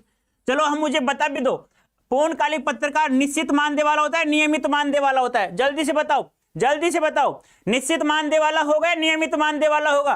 पूर्णकालिक पत्रकार कौन सा होता है? निश्चित मानदेय प्राप्त होने वाला कर्मचारी या नियमित मानदेय प्राप्त कर्मचारी? जल्दी से कौन बताएगा मुझे इसका आंसर? फटाफट बताइए कौन सा होता है इसका आंसर? जल्दी से बताओ बेटा, जल्दी से, क्या होगा राइट आंसर? जल्दी से बताओ मुझे क्या होगा राइट आंसर? पूर्णकालिक जो पत्रकार होता है वो निश्चित होता है या नियमित मानदेय वाला होता है? जल्दी से बताइए मुझे क्या होगा राइट आंसर? जल्दी से कौन बताएगा? निश्चित नहीं, निश्चित नहीं होता है बेटा, निश्चित नहीं होता है, वो निश्चित नहीं होता, नियमित होता है मेरी जान, नियमित होता है। क्या होता है? नियमित, नियमित होता है बेटा, नियमित होता है।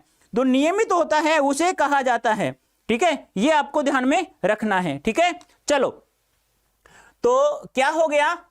नियमित, नियमित, नियमित मानदेय वाला कर्मचारी, नियमित मानदेय वाला कर्मचारी, नियमित मानदेय वाला कर्मचारी होता है पूर्णकालिक, और यह होता है निश्चित मानदेय वाला। क्या होता है? निश्चित मानदेय वाला कर्मचारी, निश्चित मानदेय वाला बेटा। ठीक है, नेक्स्ट, इनमें से कौन सा जनसंचार माध्यम अनपढ़ व्यक्ति के लिए उपयोगी नहीं है? अनपढ़ क्या होता है? जो पढ़ा हुआ नहीं है। अनपढ़ क्या होता है? जो पढ़ा हुआ नहीं है। ध्यान रखना, जो पढ़ा हुआ नहीं है। कौन सा है? इंटरनेट है, समाचार पत्र है, पत्रिकाएं, या तीनों? अनपढ़ के लिए कौन सा उपयोगी नहीं है वो बताना है आप लोगों को। जल्दी से बताइए, जल्दी से बताइए, कौन सा उपयोगी नहीं है? फटाफट बताइए जल्दी से। वेरी गुड, शाबाश। डी होगा, वेरी गुड। अरे तीनों देखो, जो पढ़ेगा, जो अनपढ़ है वो अक्षरों को कैसे पढ़ेगा? नहीं पढ़ पाएगा, समाचार पत्र में भी नहीं पढ़ पाएगा। अब इंटरनेट पे फोटो तो देख लो भाई, सीधी सीधी बढ़िया बढ़िया फोटो देख लो, लेकिन पढ़ ही नहीं पाएगा तो क्या फायदा? तो D option is right answer. Next, सर्वाधिक खर्चीला जनसंचार माध्यम कौन सा है? सर्वाधिक खर्चीला, ये सवाल रिपीट हो रहा है ना। चलो दोबारा से आ गया ना, अब कंफ्यूज तुम्हारा दूर हो जाएगा, दूर कर दूंगा तुम्हारा कंफ्यूज क्या है। अभी आया था ये क्वेश्चन, अब वो क्वेश्चन अभी आ चुका है, तो बताइए जल्दी से क्या होगा राइट आंसर। जल्दी से, जल्दी से बताओ क्या होगा राइट आंसर। जल्दी से बताओ बेटा। जल्दी से बताइए। हाँ, पोल जरूर डालना है प्यारे बच्चों, मैं बार बार कह रहा हूं, पोल जरूर करना है कि कल जो क्लास होगी वो कितने बजे होगी। पोल जरूर डालना है आप सभी को, जितने बच्चे हैं उनको बार बार कह रहा हूं, पोल डालना है यार। कल 18 तारीख को कितने बजे क्लास होगी, बार बार कह रहा हूं। जो भी जितने बच्चे हैं सभी के सभी पोल करेंगे, ध्यान रखना, सभी के सभी पोल होने चाहिए, वरना फिर मैं कितने बजे आऊंगा वो तुम बता देना मुझे, ठीक है। हाँ, तो क्या हो जाएगा? इंटरनेट। सर्वाधिक खर्चीला कौन सा है? इंटरनेट है बेटा, जिसमें चार्ज कराना पड़ता है, टीवी भी चाहिए, मोबाइल भी चाहिए, बहुत कुछ चाहिए यार। मुद्रण का आरंभ किस देश में हुआ? ये लो भी, इस सवाल को मैं जितनी बार मोस्ट लिखूं ना उतनी बार कम है, जितनी बार मोस्ट लिखूं उतनी बार कम है, ठीक है। हाँ, तो क्या कह रहे हो भाई? राजेंद्र, राजेंद्र क्या हो रहा है ये राजेंद्र? अरे सब्जेक्टिव बहुत सारे हैं बेटा, सब्जेक्टिव बहुत सारे आएंगे, चिंता मत करो, सब्जेक्टिव बहुत सारे आएंगे, सब्जेक्टिव तो बहुत सारे आएंगे, बहुत सारे हैं बेटा, आगे आगे बहुत कम है ऑब्जेक्टिव, ठीक है। हाँ, चिंता मत करो।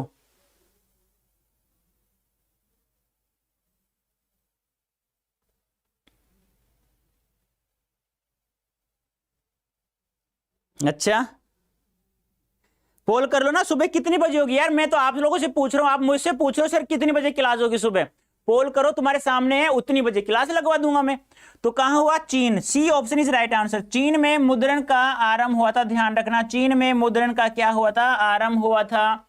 नेक्स्ट, वर्तमान छापे खाने का आविष्कार किसने किया? ये तो मैं जितनी बार लिख दूं ना, मोस्ट मोस्ट मोस्ट मोस्ट, अब इसमें मैं प्रेविसेशन भी लगा दूं ना, बहुत ज्यादा मोस्ट, तो फिर भी ये कम है, ध्यान रखना, ठीक है। तो बताइए जल्दी से क्या होगा राइट आंसर। हाँ, पोल कर दो, 4 बजे हो जाएगी क्लास, चिंता मत करो।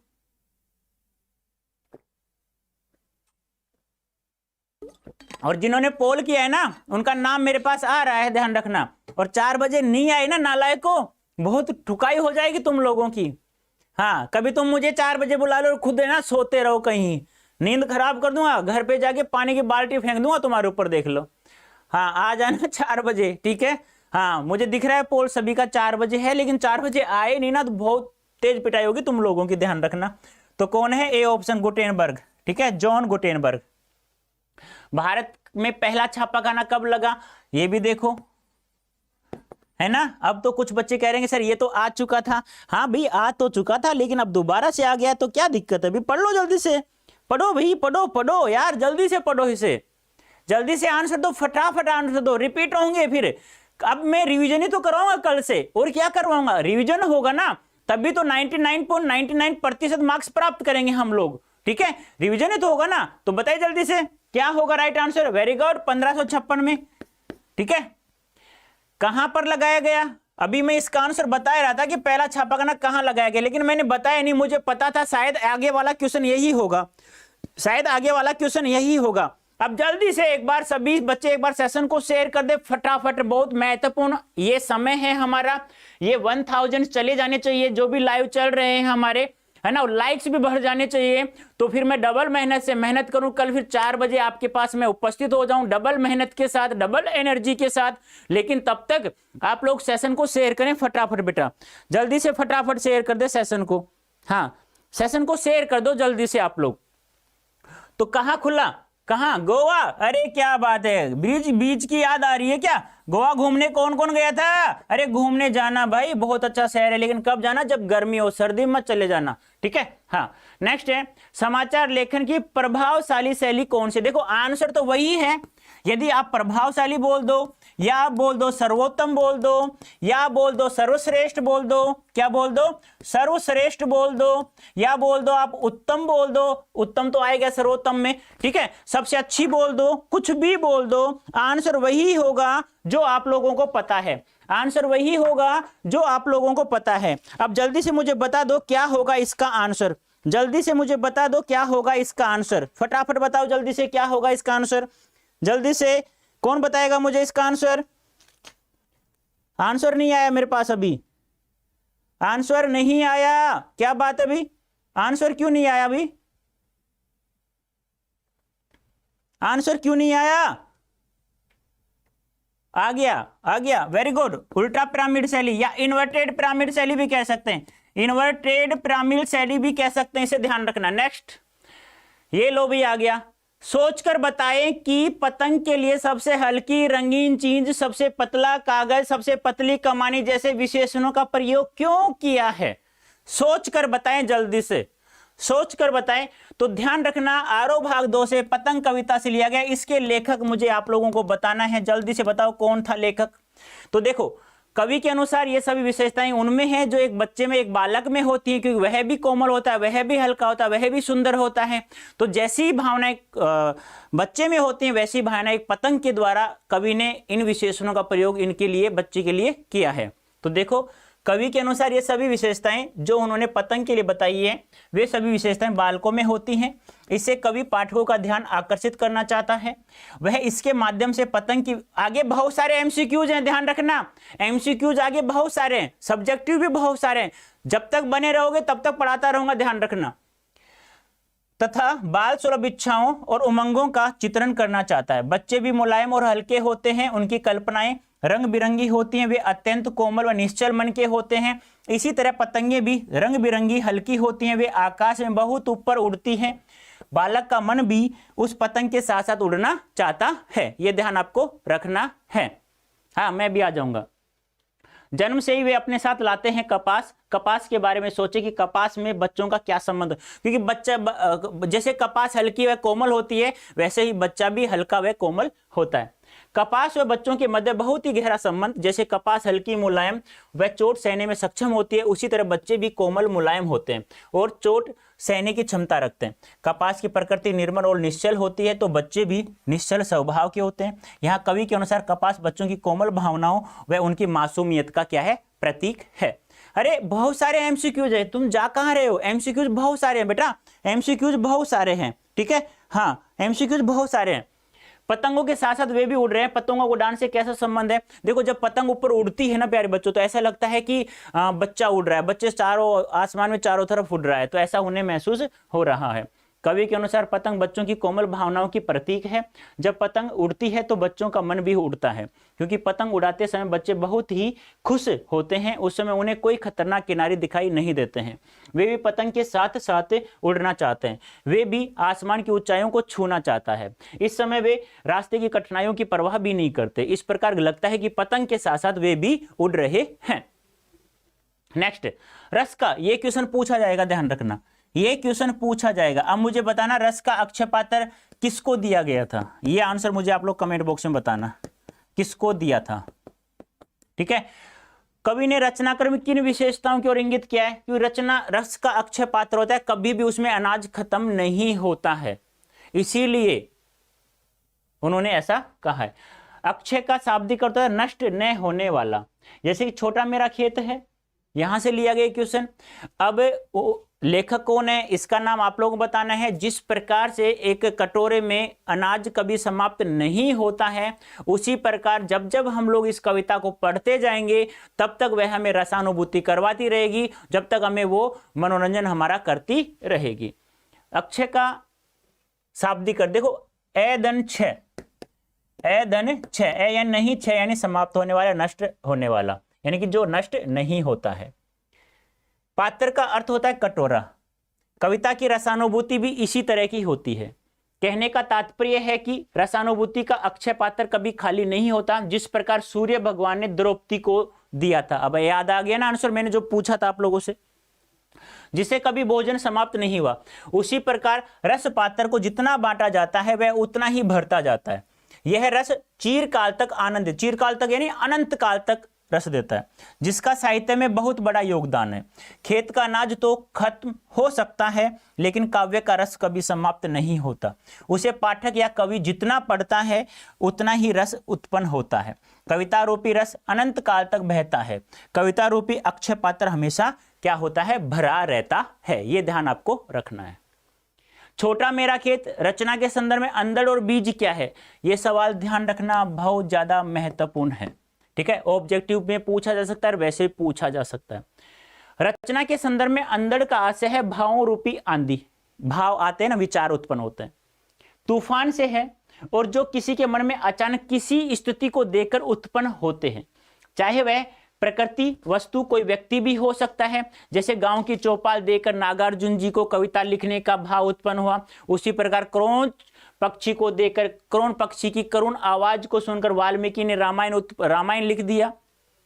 बीज का आशय है जब कवि को अपने विचार अभिव्यक्ति से है, जब किसी विषय पर कवि को अपने विचारों को अभिव्यक्त करना होता है तो वह किसी पन्ने पर उसे लिपिबद्ध करने के लिए व्याकुल हो उठता है। कहने का तात्पर्य क्या है प्यारे बच्चों, कहने का तात्पर्य है जब जब कोई इंसान किसी वस्तु को देखता है तो अंदर के बीज, अंदर का मन होता है ना, वह जागृत हो उठता है। तो प्यारे बच्चों एक मिनट ध्यान रखना।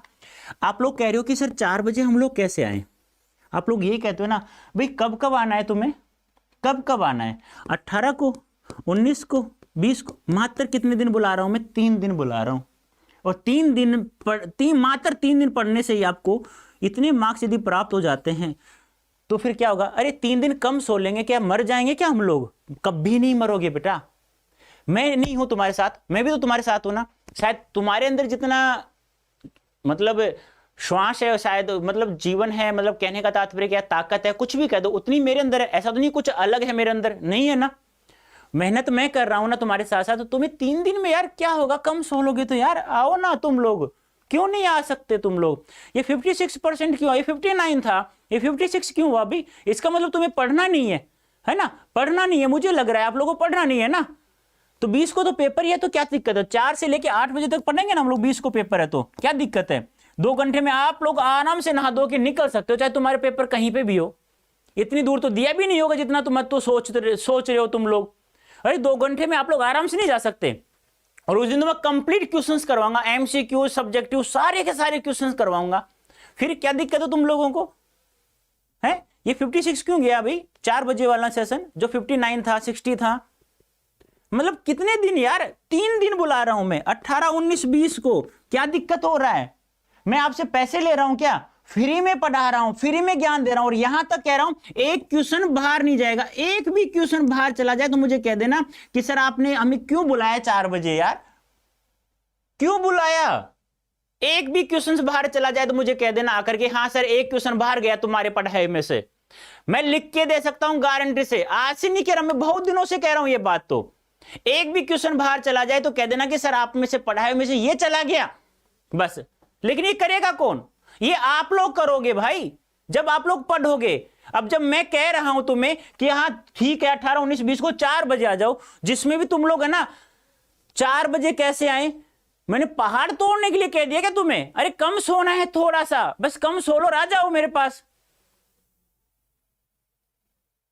आपकी बात ठीक है लेकिन आना पसंद नहीं है। 99.99.99% नंबर चाहिए, लेकिन पढ़ना नहीं है, पढ़ना नहीं है। फिर नहीं पढ़ोगे तो फिर कैसे मार्क्स प्राप्त होंगे भाई?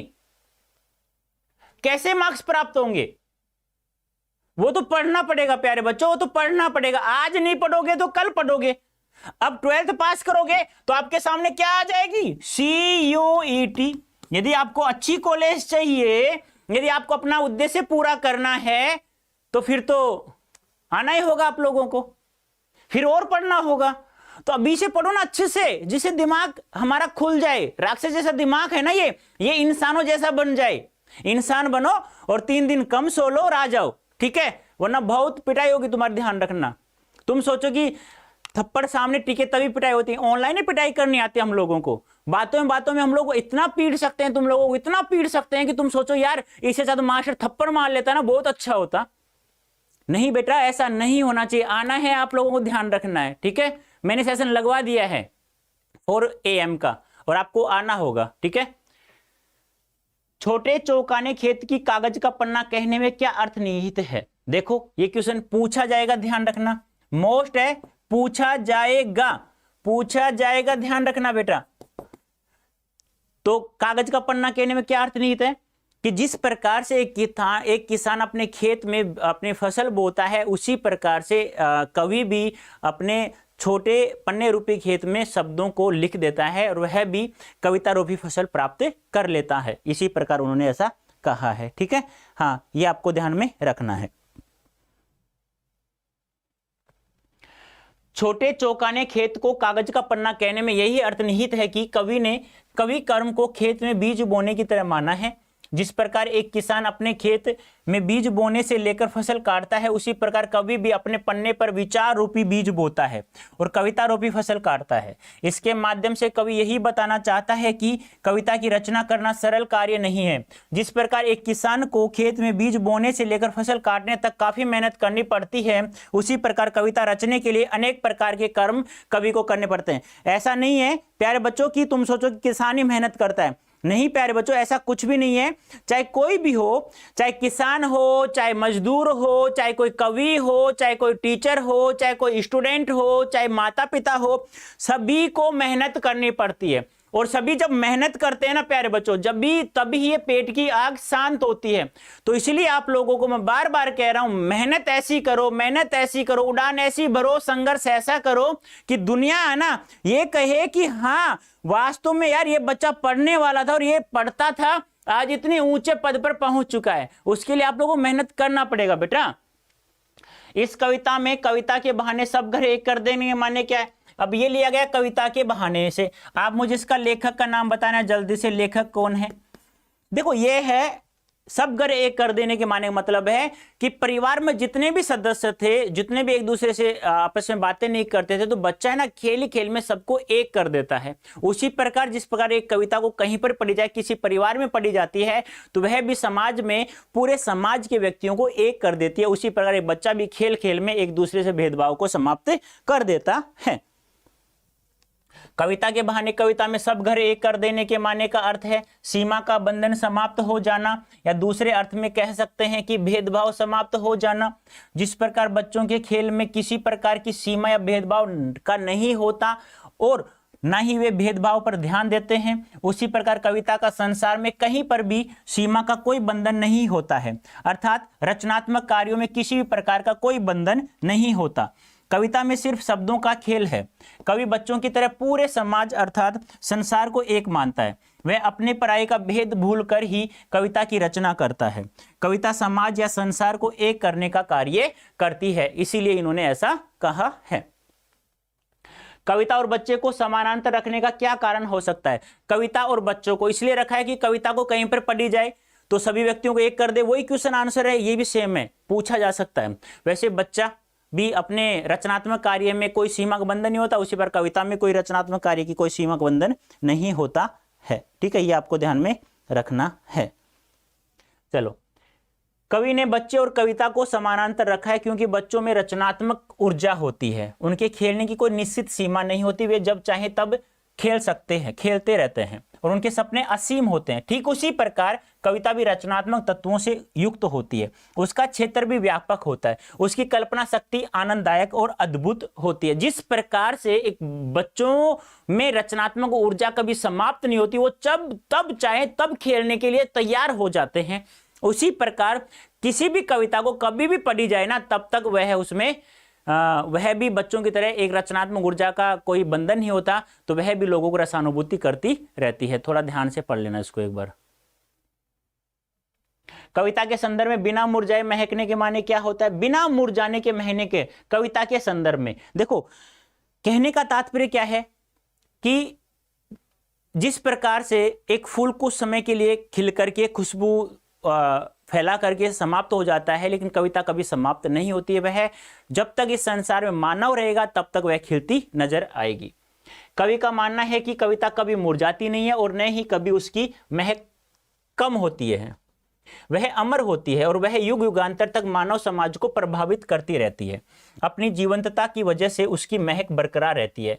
कविता के माध्यम से जीवन मूल्य पीढ़ी दर पीढ़ी चलते रहते हैं, अर्थात वह मानव को हमेशा जीवन जीने के मायने सिखाती रहती है। आगे बहुत सारे एमसीक्यू जाएंगे, ध्यान रखना, आपका नंबर आने वाला है। भाषा को सहूलियत से बरतने से क्या अभिप्राय है? यानी कि भाषा को सहूलियत से बरतने का क्या बात सीधी थी पर से लिया गया है।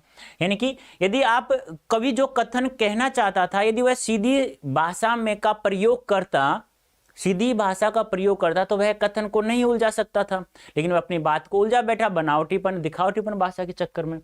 कवि कहता है कि मानव मन में नए नए भाव उत्पन्न होते रहते हैं, उनको अभिव्यक्त करने के लिए वह भाषा के चमत्कार में उलझ जाता है, तो वह अपने भावों को सही ढंग से अभिव्यक्त नहीं कर पाता। वह तभी उन्हें प्रकट कर सकता है जब भाषा को वह साधन माने, साध्य नहीं माने। साधन बनाने पर भाषा सहजता से इस्तेमाल हो सकती है और वह अपने भावों को सरलता से अभिव्यक्त कर सकता है, वह लोगों तक अपनी बात को पहुंचा सकता है। ठीक है, हाँ। बात और भाषा परस्पर जुड़े होते हैं, किंतु कभी कभी भाषा के चक्कर में सीधी बात भी टेढ़ी हो जाती है। कैसे? यानी बात और भाषा परस्पर जुड़े होते हैं, किंतु कभी कभी भाषा के चक्कर में सीधी बात भी क्या हो जाती है? टेढ़ी हो जाती है। कैसे? क्योंकि यदि आप भाषा के चक्कर में आप लोग कठिन कठिन शब्दों का प्रयोग कर दोगे, जब आपको भाषा का सही प्रयोग नहीं करोगे, तो सीधी बात है वो भी क्या हो जाएगी? टेढ़ी हो जाएगी और वह भी क्या हो जाएगी? उलझ जाएगी। बात और भाषा परस्पर जुड़े होते हैं, परंतु कभी कभी भाषा के चक्कर में सीधी बात भी टेढ़ी अर्थात तिरछी हो जाती है। इसका कारण है कि वह भाषा का सरल एवं सहज रूप में अर्थात उसके स्वाभाविक रूप में प्रयोग नहीं करता और वह अपनी भाषा को जटिल अर्थात कठिन बना देते हैं। वह अपने कथ्य को आडंबरपूर्ण या चमत्कारपूर्ण शब्दों से कहने में स्वयं को श्रेष्ठ समझता है। इससे वह अपनी मूल बात को कहने में भी असफल हो जाता है। मानव को यह समझना चाहिए कि प्रत्येक शब्द का अपना एक विशिष्ट अर्थ होता है, भले ही वह समानार्थी या पर्यायवाची हो। भाषा अर्थात शब्दों के चक्कर में उलझकर मनुष्य अपनी मूल बात के भाव को भी खो बैठता है। कहने का तात्पर्य क्या है? किसी भी बात को कहने के लिए फिक्स शब्द होते हैं और हमें उनका ही प्रयोग करना चाहिए प्यारे बच्चों। अब देखो, ये कैमरे में बंद अपाइज है। कविता में कुछ पंक्तियां कोष्टक में रखी गई हैं, उन पंक्तियों को लिखो, साथ ही आपकी समझ में इनका क्या औचित्य है। ठीक है, इनको करना है आप लोगों को, देखते रहना है इनको। ठीक है, हाँ।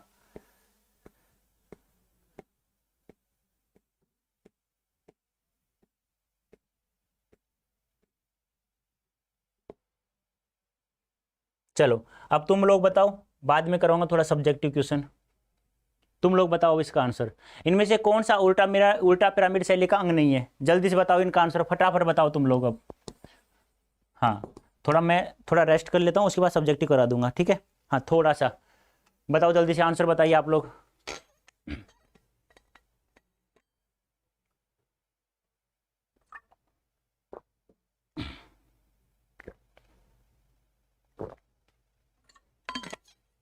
जल्दी से बताओ कुछ समय के लिए, उसके बाद हम लोग करते हैं ये है।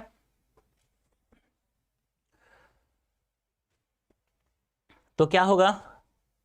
क्या है राइट आंसर? अब जल्दी सेशन को शेयर करो, क्योंकि 650 बच्चे हो गए थे, अब 600 आ गए हैं, तो जल्दी से इनको शेयर करो फटाफट, उसके बाद बच्चे आ जाएंगे।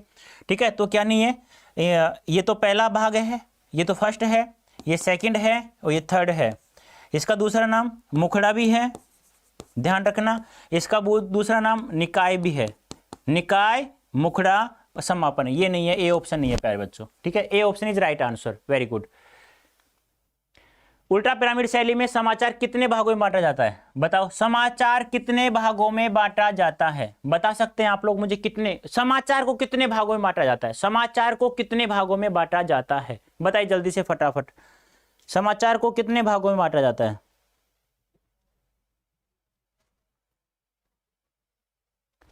हाँ, बता सकते हैं मुझे?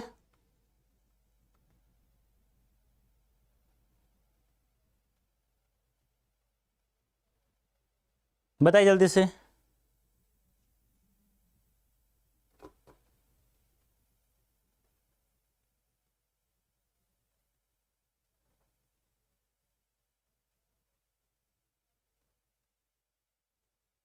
तीन तीन तीन, वेरी गुड। अरे ये क्वेश्चन ना थोड़ा सा मैंने परिवर्तन किया है। उल्टा पिरामिड शैली को तीन भागों में बांटा गया, तो समाचार भी तो तीन भागों में बटेगा। सबसे पहले महत्वपूर्ण सूचना, फिर उससे कम महत्वपूर्ण सूचना, फिर सबसे कम महत्वपूर्ण सूचना। ये ध्यान रखना। दृश्यों का विकास किस माध्यम में अधिक महत्व है? ये ध्यान रखना, दृश्यों का किस माध्यम में अधिक महत्व है? दृश्यों का, इन तस्वीरों का, चित्रों का। जल्दी से बताओ क्या होगा राइट आंसर? जल्दी बताओ, मुझे वही बच्चे चाहिए जो पहले थे एमसीक्यूज में। जल्दी से बताओ राइट आंसर क्या होगा?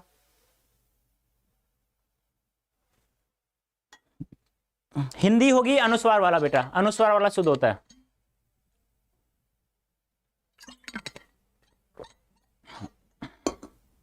हाँ बेटा, ये सही है। देखो, ये हिंदी शुद्ध है, ये हिंदी शुद्ध है।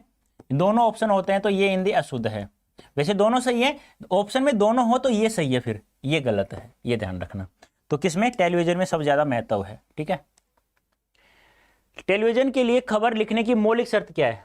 मौलिक शर्त, बहुत अच्छा सवाल है बेटा। मौलिक शर्त क्या है? बताइए जल्दी से, मौलिक शर्त क्या है? फटाफट बताइए, फटाफट सेशन को शेयर कीजिए। जिन्होंने सेशन को लाइक नहीं किया है वो लाइक कर दीजिए। यार कितना समय हो गया पढ़ाते हुए, फिर भी आप लोग सेशन को शेयर क्यों नहीं कर रहे, लाइक क्यों नहीं कर रहे? भाई जल्दी से करो यार फटाफट, और पोल भी करते रहना। ठीक है, पोल भी करते रहना, जिससे आप लोग सुबह 4 बजे आ जाओ जल्दी से फटाफट। तो बताइए जल्दी से क्या होगा राइट आंसर? ए ऑप्शन या बी ऑप्शन? टेलीविजन के लिए खबर लिखने की मौलिक शर्त क्या है? देखो यही आंसर है, सेम सेम है। दृश्यों का किस माध्यम में अधिक महत्व होता है? इसको मैंने बदल दिया है, क्वेश्चंस को जैसा बना वैसे बनाया। टेलीविजन के लिए खबर लिखने की मौलिक शर्त क्या है? जब दृश्यों का सबसे ज्यादा महत्व ही टेलीविजन में है तो दृश्य के साथ लेखन होना चाहिए। तो क्या होगा? B option is right answer. B option is right answer. Hindi में नेट पत्रकारिता किसके साथ आरंभ हुई? हिंदी में नेट पत्रकारिता किसके साथ आरंभ हुई भी? वेब दुनिया के साथ, दैनिक जागरण के साथ, दैनिक भास्कर के साथ, राजस्थान पत्रिका के साथ। बताइए जल्दी से क्या होगा फटाफट। टिप यही है बेटा, जो मैं पढ़ा रहा हूं पढ़ो।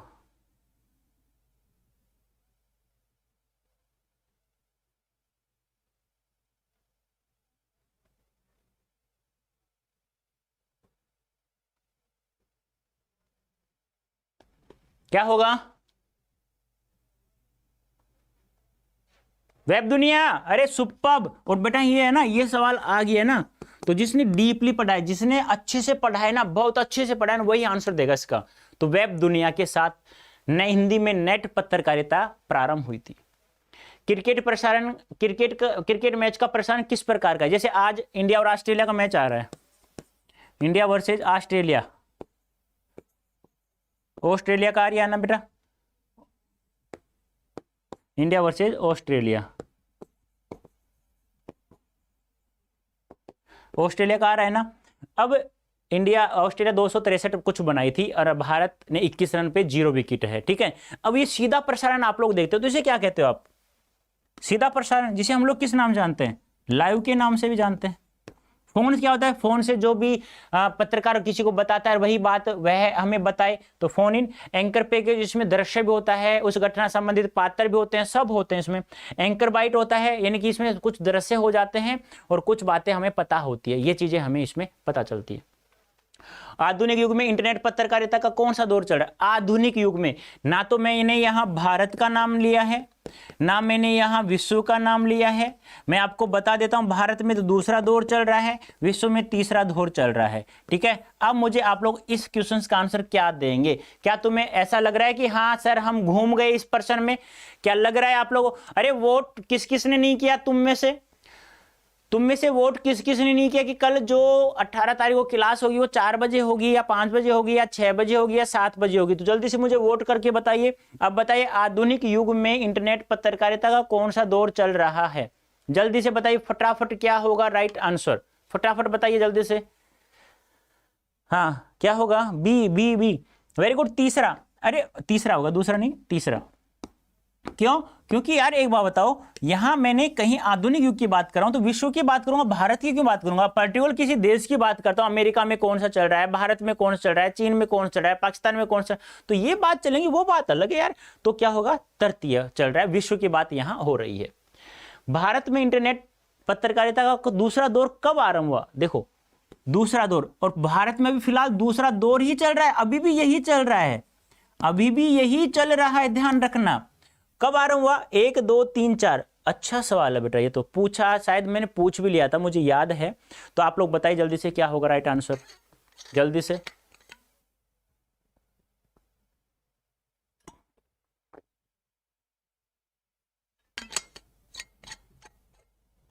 जल्दी से बताइए क्या होगा राइट आंसर? 2003 में। सभी का सही है? सभी का सही है? सही है क्या? वेरी गुड, सही है बेटा, 2003 में आरंभ हुआ था। पहला दौर कब शुरू हुआ था? 1993 में। 1993 से लेकर के 2002, और दूसरा दौर चला 2003 से। ये आपको ध्यान में रखना है, ठीक है बेटा। नेक्स्ट, समाचार पत्र प्रकाशित या प्रसारित करने की आखिरी समय सीमा को क्या कहा जाता है? सुपर्ब सवाल है बेटा, पूछा जा सकता है। आखिरी समय सीमा को क्या कहा जाता है? क्या कहा जाता है? Blue line, black line, red line या डेड लाइन? रेड लाइन सुना है क्या? ब्लू लाइन भी सुना है क्या? ब्लैक लाइन भी सुना है क्या? तो बताइए जल्दी से क्या होगा राइट आंसर? अंतिम समय सीमा को क्या कहा जाता है? 34 इज राइट आंसर। क्या लोग किया जाए भाई, क्या लोग किया जाए? अरे सही है। अंतिम, एक इंसान की अंतिम सीमा क्या होती है? ऊपर चले जाना। हर लिया गया है विष्णु, मतलब शिव जी ने हर लिया, उसे उठा लिया ऊपर बेचारे को, तो डेड लाइन होगी ना अंतिम समय सीमा। किसी भी व्यक्ति की, किसी भी इंसान की, किसी पौधे की, किसी भी समाचार की कोई भी खबर हो तो उसका अंतिम समय सीमा क्या कहलाती है? डेड लाइन कहलाती है। रेड लाइन तो खतरा होता है ना। इनमें से कौन सा जनसंचार माध्यम अनपढ़ व्यक्ति के लिए उपयोगी नहीं है? बता सकते हैं मुझे इसका राइट आंसर क्या है? शायद ये सवाल पीछे पूछा गया था, यस या नो? पूछा गया था ना? हाँ पूछा गया था, मुझे याद है। तो बताइए जल्दी से क्या होगा? शायद पूछा गया था ये सवाल, यस या नो? चलो कोई नहीं, आंसर दो यार, पूछा गया हो नहीं पूछा गया, आप तो आंसर दो। लाइक करो सेशन को, शेयर करो, मजा आ जाना चाहिए सेशन में। ध्यान रखना यार, जितना जोर मैं लगा रहा हूं सेशन को, तो ये बच्चे कम हैं, इसे डबल होनी चाहिए ना। और आज हमारा लक्ष्य क्या था? 1K का था ना, 1000 का था ना, तो अभी तो बहुत सारे बच्चे बचे हो यार। आज तो फिर लक्ष्य भी पूरा नहीं हुआ। मैं तुम्हारे लक्ष्य को मतलब लक्ष्य तक तुम्हें पहुंचाने के लिए मैं देखो 4 बजे क्लास लेने आ रहा हूं, तो आप भी यार आ जाओ लाइव, जल्दी से आओ, 1000 तो पहुंचाओ इसे, ठीक है। तो क्या होगा right answer? D option is right. Very good, तीनों नहीं है। अब पत्र पढ़ेगा क्या? अनपढ़ आदमी पढ़ ही नहीं सकता तीनों को, ठीक है, ध्यान रखना। सर्वाधिक खर्चीला जनसंचार माध्यम कौन सा है? ये तो मैं बता चुका हूं, इंटरनेट है, ठीक है। अब आपको पता है नहीं है, एक बार तुम देख लो इसको, इंटरनेट है, ध्यान रखना, आ चुका ये। सर्वव्य जनसंचार माध्यम कौन सा? ये ध्यान रखना, ये सवाल अच्छा है, गजब का है। सर्वाधिक खर्चीला इंटरनेट है, ये ध्यान रखना है। अब बताइए जल्दी से क्या होगा राइट आंसर? जल्दी से बताओ क्या होगा राइट आंसर? 36 में डी, सर्वव्य जनसंचार। 36 तो हो चुका है, 37 सॉरी, 37 बताओ बेटा जल्दी से। 37 का राइट आंसर क्या होगा? सर कब तक चलेगी क्लास? जब तक है जान। और बोलो, और किसी को कुछ कहना है? कोई पूछेगा कब तक चलेगी क्लास? पहली बात ऐसा क्वेश्चन आएगा भी नहीं, और मैंने बता भी दिया है। रेडी हो बेटा? श्रव्य, श्रव्य क्या होता है? सुनना, जिससे केवल हम लोग सुन सकते हैं, ठीक है, देख नहीं सकते। मुद्रण का आरंभ किस देश में हुआ? सुपर सवाल है। देखो रिपीट हो रहा है ना, रिपीट होगा तो याद हो जाएगा, याद हो जाएगा तो एग्जाम में आएगा तो हम लोग सही कर देंगे, सही करेंगे तो हमारे नंबर प्राप्त हो जाएंगे 99.99%। ठीक है, तो बताइए जल्दी से क्या होगा राइट आंसर।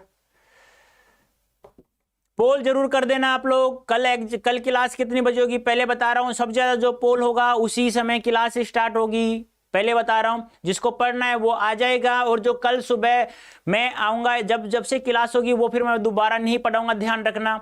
कल की क्लास महत्वपूर्ण होने वाली है। अब तुम कितना महत्वपूर्ण करते हो वो तुम्हारे ऊपर निर्भर करती है प्यारे बच्चों। देखता हूं मैं आप लोग तुम कितना करते हो कितना नहीं करते हो, वो तुम्हारे ऊपर निर्भर करता है। ठीक है, हाँ तो बताइए जल्दी से, मुद्रण का आरंभ किस देश में हुआ? भारत, जापान, चीन, इंग्लैंड? बताइए जल्दी से। Very good, C option is right answer. चीन में हुआ था प्यारे बच्चों। कहां हुआ था? चीन में हुआ था। अरे डी ऑप्शन नहीं यार, चाइना में हुआ था। गलती क्यों कर रहे हो? वर्तमान छापेखाने का आविष्कार किसने किया? ये तो मैं बता देता हूं, चलो ठीक है, गुटेनबर्ग ने। बोलो सही है नहीं है मेरा राइट आंसर? मेरा क्वेश्चन सही है या नहीं है? जल्दी बताओ इसका आंसर मेरा सही है या नहीं है?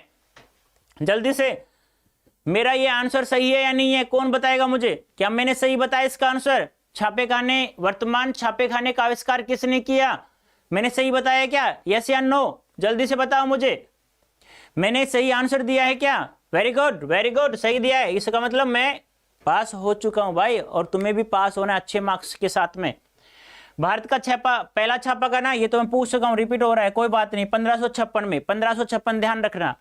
ठीक है, और कहां हुआ? गोवा में खुला था। ठीक है, ये क्वेश्चन रिपीट हो रहे हैं बार बार। ठीक है, कोई बात नहीं, मैं इसका आंसर बताता जा रहा हूं, आप लोग देखते रहना इसे। ठीक है, हाँ 1556 में भारत में पहला छापाखाना खुला था, और गोवा में खुला था पहला छापाखाना। ये भी आपको ध्यान में रखना है। ठीक है, तीनों क्वेश्चन मैंने बता दिए, इसका आंसर आप लोग मुझे दो। समाचार लेखन की प्रभावशाली शैली, क्या बात है, सारे के सारे शायद रिपीट हो रहे हैं मुझे लग रहा है ना? ये भी पूछा जा चुका है ना, उल्टा पिरामिड शैली। सही बात कह रहा हूँ, गलत कह रहा हूं मैं? सही कह रहा हूं ना? ठीक है, आगे देख लेते हैं एक बार। कौन सा अंग नहीं है ये बताना है मुझे, ये अच्छा सवाल है। जल्दी से बताओ क्या होगा इनमें से, कौन सा उल्टा पिरामिड शैली का अंग नहीं है? जल्दी से।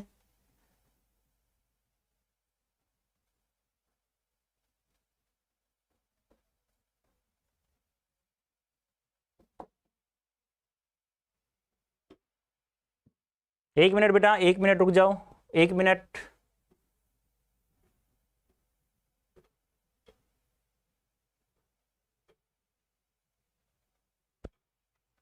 एक मिनट रुक जाओ बेटा, थोड़ा सा रुक जाओ, बस ज्यादा नहीं।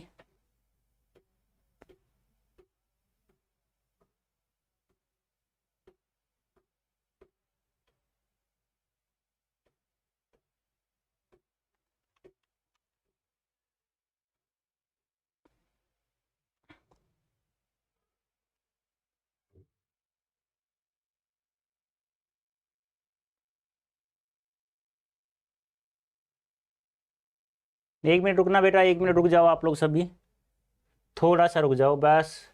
मैं आप लोगों को कुछ अच्छे अच्छे चीज़ें, हाँ अब बताइए। चलो थोड़ा सा मैं आपका रिवीजन भी करवा देता हूँ, बच्चे हैं तो थोड़ा रिवीजन भी करवा देता हूँ आप लोगों का। ठीक है, फटाफट चलो। Okay thank you. बताओ जल्दी से, अब सेशन को शेयर कर दो, बहुत अच्छे अच्छे क्वेश्चन आ गए अभिव्यक्ति और माध्यम से। ठीक है, ये थोड़ा तुम्हारा रिवीजन होगा, कुछ बच्चे थे कुछ बच्चे नहीं थे, तो अब रिवीजन होगा तुम्हारा। फटाफट रिवीजन करो, फटाफट करो रिवीजन। हाँ हाँ, न्यू क्वेश्चन, हाँ बस इसी में से आ जाएंगे। अब जल्दी से बताओ, अभिव्यक्ति और माध्यम करोगे ना? तो करो जल्दी से, फटाफट बताते जाना, जल्दी जल्दी से आंसर बताओ जल्दी से। क्या होगा?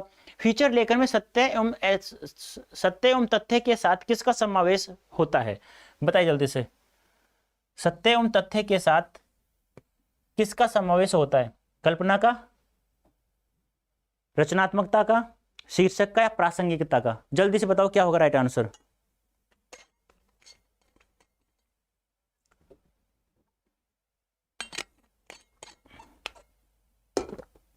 जल्दी से बताओ। हाँ सोच लो, कोई दिक्कत नहीं, थोड़ा आंसर, बहुत अच्छा सवाल है ये, इसलिए कह रहा हूं सोच लो थोड़ा सा।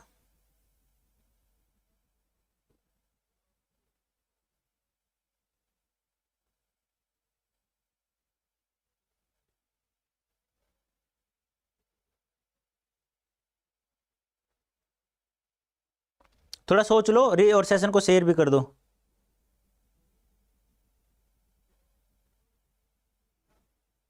वेरी गुड, शाबाश।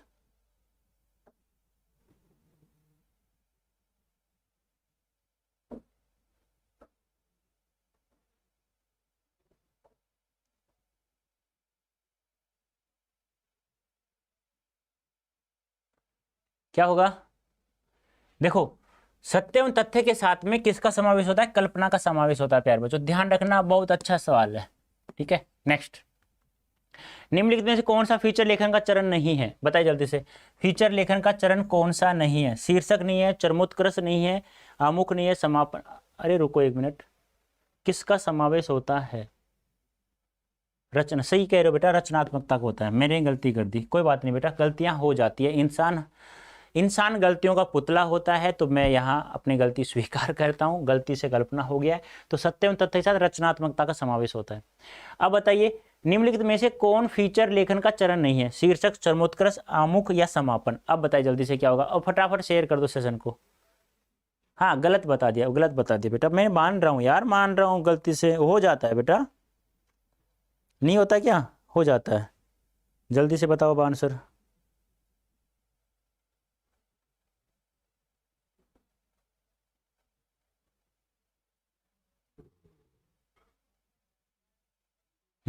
जल्दी से बताओ फटाफट क्या होगा राइट आंसर। अब शेयर कर दो, बहुत अच्छे अच्छे क्वेश्चन आ चुके हैं आपके सामने, जल्दी शेयर कर दो। तो क्या हो जाएगा? चरमोत्कर्ष, B option is right answer. B बता रहे हो क्या आप लोग? B B B, very good, B B B B, वैस वैस, बस कोई डिलीट नहीं करेंगे यार, डिलीट नहीं करेंगे, मजा क्या आएगा, उसको पढ़ ही लेते हैं। नेक्स्ट, निम्नलिखित में से कौन सा तत्व फीचर लेखन का तत्व है? फीचर लेखन, फीचर लेखन, एक फीचर लेखन क्या होता है? एक आत्मनिष्ठ सृजनात्मक लेखन होता है, जिसका प्रमुख कार्य होता है मनोरंजन करना, लेकिन उसके साथ साथ शिक्षा देना और सूचना देने का कार्य भी करता है। लेकिन इसमें एक कमी है क्या? जो तत्कालीन घटनाक्रम से हमें अवगत नहीं कराता है, जो फिलहाल, जो वर्तमान में, जो तुरंत, जो करंट जीके होता है, करंट घटना होती है, वो हमें वो जानकारी नहीं देता है। ये सबसे बड़ी एक कमी मानी जाती है। 4 बजे बेटा। तो क्या है? कल्पना। तो निम्नलिखित में से कौन सा तो फीचर लेखन का तत्व है? तो कल्पना है बेटा, क्योंकि कल्पना का प्रयोग हम लोग फीचर लेखन में, कोई भी पत्रकार यदि फीचर लेखन लिखता है तो अपनी कल्पना का प्रयोग कर सकता है, लेकिन समाचार लेखन लिखते समय कल्पना का प्रयोग नहीं कर सकता। विशेष रिपोर्ट किस आधार पर प्रकाशित होती है? विशेष रिपोर्ट किस आधार पर प्रकाशित होती है? गहरी छानबीन के आधार पर, विश्लेषण के आधार पर, व्याख्या के आधार पर, और उपरोक्त सभी? बताइए जल्दी से, बहुत अच्छा सवाल है। विशेष, नाम ही क्या है? विशेष, सामान्य नहीं है, सामान्य से बड़ा है, विशेष है। तो बताइए जल्दी से क्या होगा?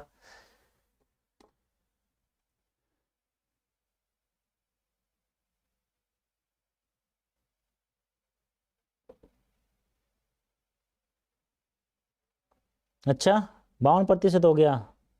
इसका मतलब तुम लोग है ना पढ़ने, एक दिन एक ही बुक को कंप्लीट कर देंगे हम लोग। तो क्या हो जाएगा? गहरी छानबीन के साथ, विश्लेषण के साथ, व्याख्या के साथ। तो क्या हो जाएगा? D option is right answer. क्या होगा बेटा? D option is right answer. Next, विशेष रिपोर्ट का मुख्य प्रकार है। विशेष रिपोर्ट का मुख्य प्रकार क्या है? कल कल हम लोग अभिव्यक्ति और वितान और आरोह तीनों के लेके आऊंगा, या एक एक बुक को ले आऊंगा मैं? कल आरोह ले आऊंगा, तो फिर परसों वितान और अभिव्यक्ति लाऊंगा। ठीक है, ऐसे ध्यान रखना है। तो विशेष रिपोर्ट का मुख्य प्रकार क्या है? खोजी रिपोर्ट, इन डेप्थ रिपोर्ट, विश्लेषण रिपोर्ट, विवरणात्मक रिपोर्ट, या उपरोक्त सभी? बताइए, विशेष रिपोर्ट का मुख्य प्रकार कौन सा है? विशेष रिपोर्ट कितने प्रकार की होती है, कौन कौन सा होता है? बताइए जल्दी से क्या होगा राइट आंसर। जल्दी से बताइए क्या होगा राइट आंसर।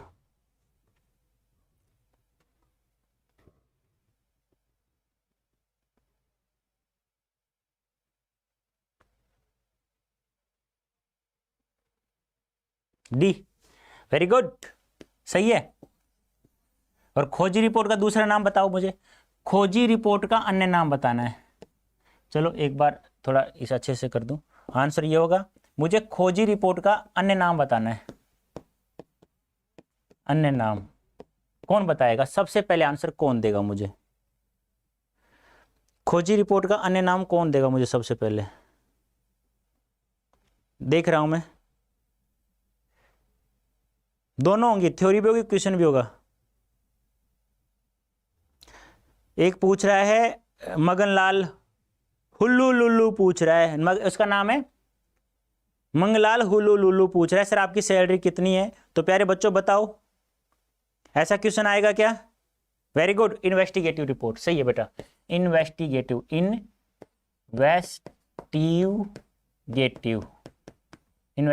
रिपोर्ट, ठीक है। नेक्स्ट, समाचार लेखन में किस शैली का प्रयोग होता है? अब ये तो बहुत सीधा सवाल हो गया आप लोगों के लिए, ठीक है। हाँ बताइए जल्दी से।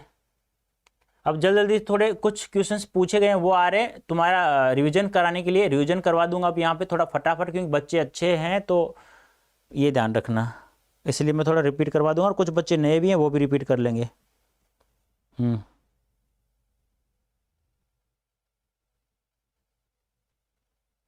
ऐसा सवाल नहीं आएगा बेटा।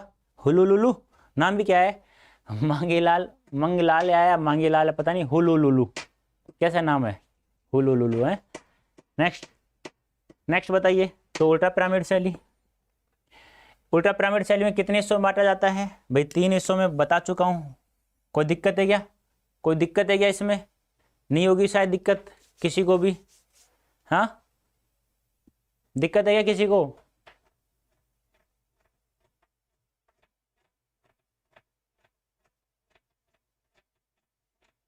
डरेगा कोई नहीं, पीटूंगा बहुत तेज। क्या कह रहे हो, डर लग रहा है? मारूंगा बहुत तेज, आप डरोगे तो। अरे हमने कितनी पढ़ाई कर ली यार, डरेंगे नहीं। और आज जो पढ़ा है और कल परसों 20 तारीख को जो पढ़े ना, बस वही ध्यान रखना, काफी है आप लोगों के लिए। नेक्स्ट, रंगमंच किस साहित्यिक विधा में आवश्यक है? जल्दी से बताओ, रिपीट हो रहे हैं सारे के सारे, जल्दी जल्दी बताओ, आगे अनरिपीटेड भी आएंगे जो मुख्य क्वेश्चन है, बताइए जल्दी से।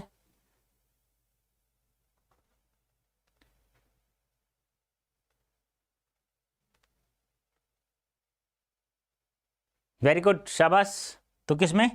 नाटक प्रदर्शन में रंगमंच की आवश्यकता होती है। सर्वाधिक खर्चीला जनसंचार कौन सा है? ये तो बहुत बार आ चुका, इंटरनेट हो गया है। रेडियो नाटक किस प्रकार का माध्यम है? तो ये भी पूछा जा चुका है। इसका आंसर तुम दो, मुझे कंफ्यूज लग रहा है, तुम लोग कहीं कंफ्यूज तो नहीं हो इसमें, बताइए जल्दी से।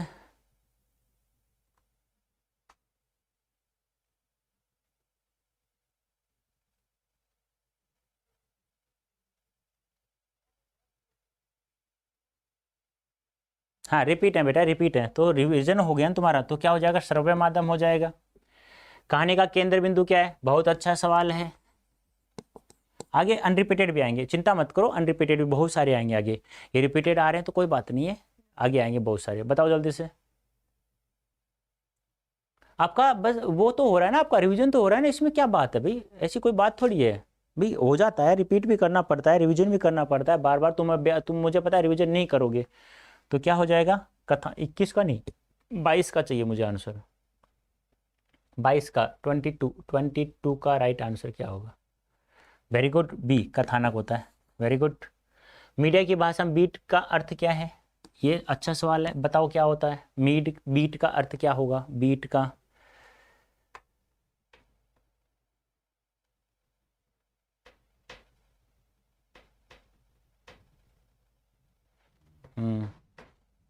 क्षेत्र होता है। Very good. भुगतान के आधार पर अलग अलग अखबारों के लिए लिखने वाला पत्रकार क्या कहलाता है? रिपीट हो रहा है ना, देखता हूँ कहाँ तक है ये।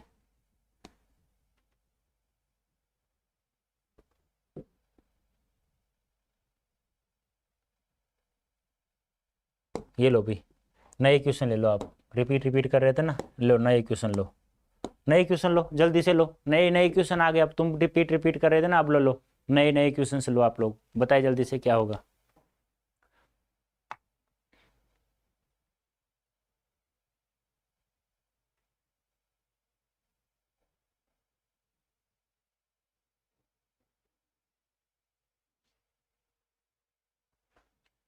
ट्वेंटी सिक्स में बताइए जल्दी से बताओ मुझे।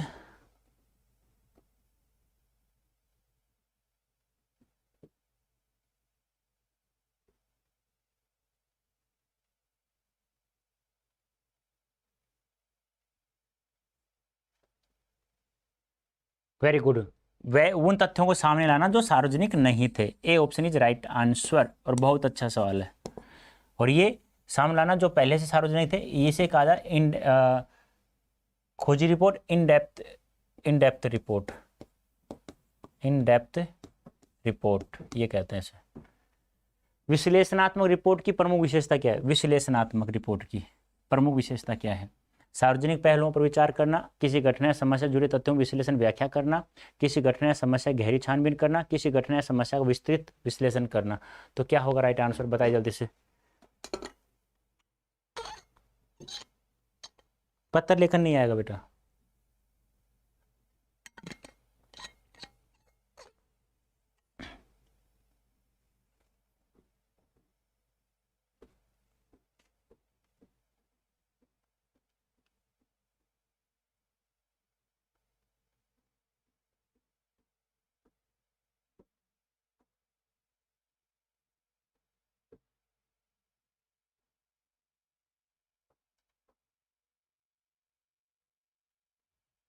तो क्या होगा राइट आंसर? Very good. जिस घटना में क्या होगा, विश्लेषण और व्याख्या पर ध्यान देंगे तो उसे ही हम लोग विश्लेषणात्मक रिपोर्ट की विशेषता मानेंगे। विवरणात्मक रिपोर्ट की प्रमुख विशेषता क्या है? विवरणात्मक रिपोर्ट बताइए जल्दी से।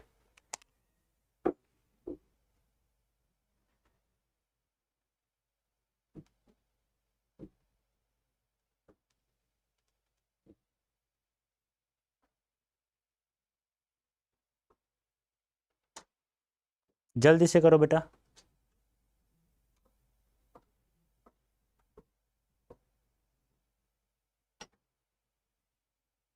क्या होगा? एक मिनट एक मिनट।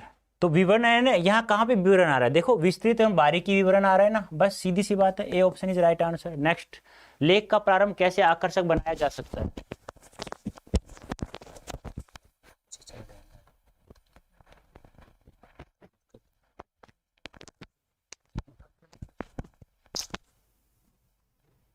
बताइए जल्दी से।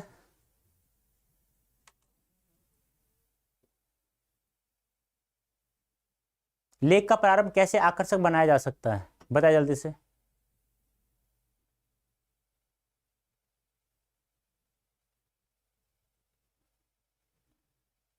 सी, लेख की शुरुआत विषय से संबंधित ताजा प्रसंग या घटनाक्रम दिया जाए, घटनाक्रम में जुड़े अन्य पहलुओं को सामने लाया जाए। तो क्या होगा? ए व बी दोनों। गए ऑप्शन इज राइट आंसर। निम्न में से किसके अंतर्गत पत्रकार द्वारा अन्य व्यक्ति से उसके विचारों, भावों आदि को जानने के लिए सवाल पूछे जाते हैं? किसके अंतर्गत पत्रकार द्वारा अन्य व्यक्ति से उसके विचारों, भावों आदि के लिए जानने के लिए?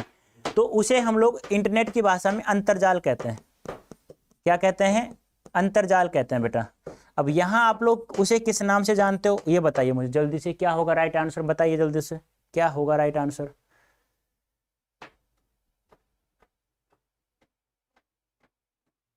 जल्दी जल्दी बताते जाओ, अब इतना समय नहीं है बेटा, नेक्स्ट क्लास स्टार्ट होने वाली है फिर। हम्म।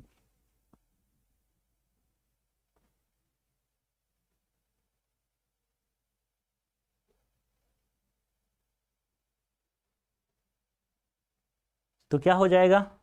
साक्षात्कार, C option is right answer. Interview जिसे कहते हैं। एक सफल साक्षात्कारकर्ता में कौन से गुण होना चाहिए? नहीं बेटा, ख हो ना, ख ऑप्शन। हाँ, देखो यहाँ देखो, गे गलती से यहाँ आ गया, ख है, ठीक है, तो ये यहाँ पे ख ही होगा, साक्षात्कार ही होगा। ठीक है, गलती से हो गया वो। ठीक है, नेक्स्ट, कौन से गुण होने चाहिए?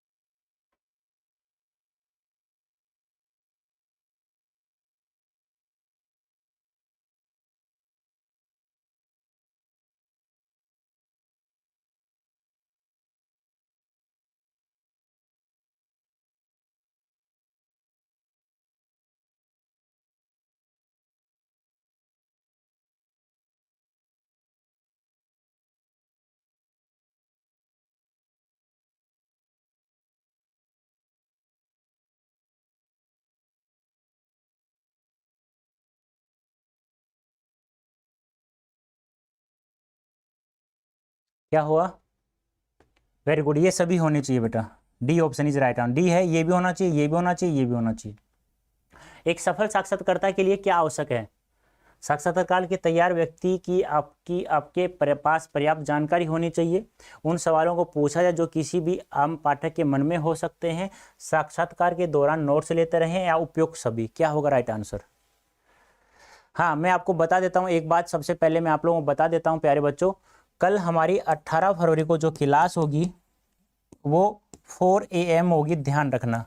4 AM लॉक कर दिया है मैंने, मैं 4 बजे आप लोगों के पास उपलब्ध हो जाऊंगा, क्योंकि 50% से ऊपर हैं प्यारे बच्चे जिन्होंने वोट किया है।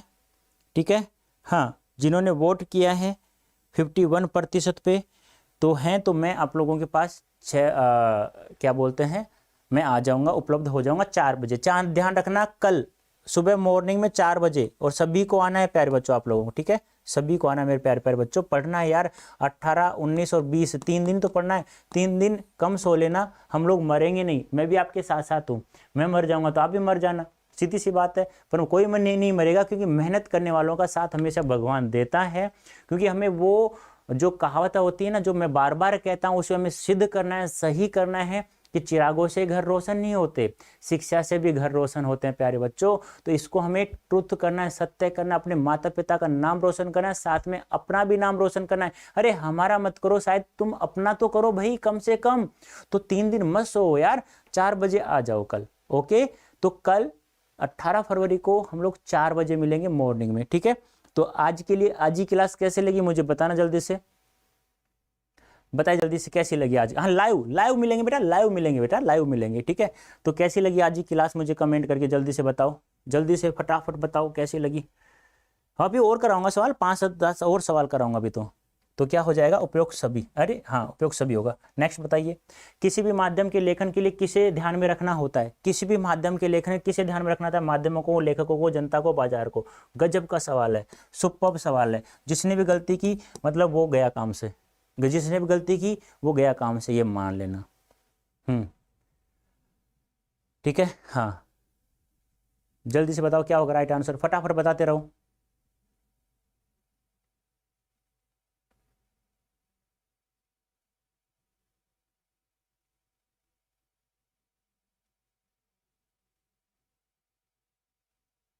ठीक है, तो क्या हो जाएगा राइट आंसर?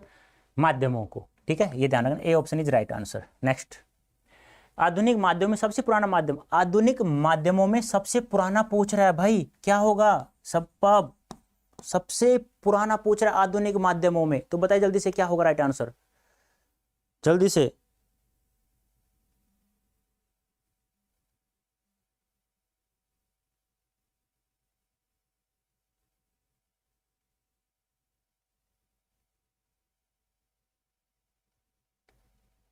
जल्दी से बताओ क्या होगा। ए ए ए ऑप्शन, सभी का सही है, तो पुराना अखबार ही है, सबसे पहले पुराना अखबार ही आया था। रेडियो तो बाद में आया था। ऑल इंडिया रेडियो याद है, 1936 दिल्ली, AIR याद है, दिल्ली। याद रखना इसे, ऑल इंडिया रेडियो की स्थापना 1936 में हुई थी। कहाँ हुई थी? दिल्ली में हुई थी, ध्यान रखना। सबसे पहले अखबार आ चुका था, वो तो 1800 में आ गया था प्यारे प्यारे प्यारे बच्चों। नेक्स्ट है, आधुनिक युग की शुरुआत किससे हुई? आधुनिक युग की शुरुआत किससे हुई वो बताना है आप लोगों को, तो बताइए जल्दी से क्या होगा। मुद्रण के आविष्कार से, रेडियो के आविष्कार से, टीवी के आविष्कार से, या इंटरनेट के आविष्कार से?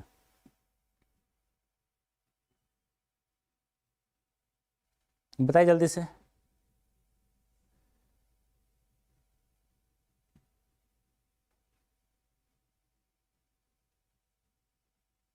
ठीक है, तो आधुनिक युग की शुरुआत किससे हुई भी? मुद्रण, रेडियो, टीवी या इंटरनेट? सीधी सी बात है, चीन। कहाँ हुई थी, कहाँ हुई थी शुरुआत? चीन से। ठीक है, ये आपको ध्यान में रखना है। ठीक है, तो बताइए जल्दी से मुझे कैसी लगी आज की क्लास। आज अब नेक्स्ट क्लास होने वाली है, सर बाहर वेट कर रहे हैं, तो मुझे स्टूडियो खाली करना होगा। ठीक है, हाँ, ठीक है।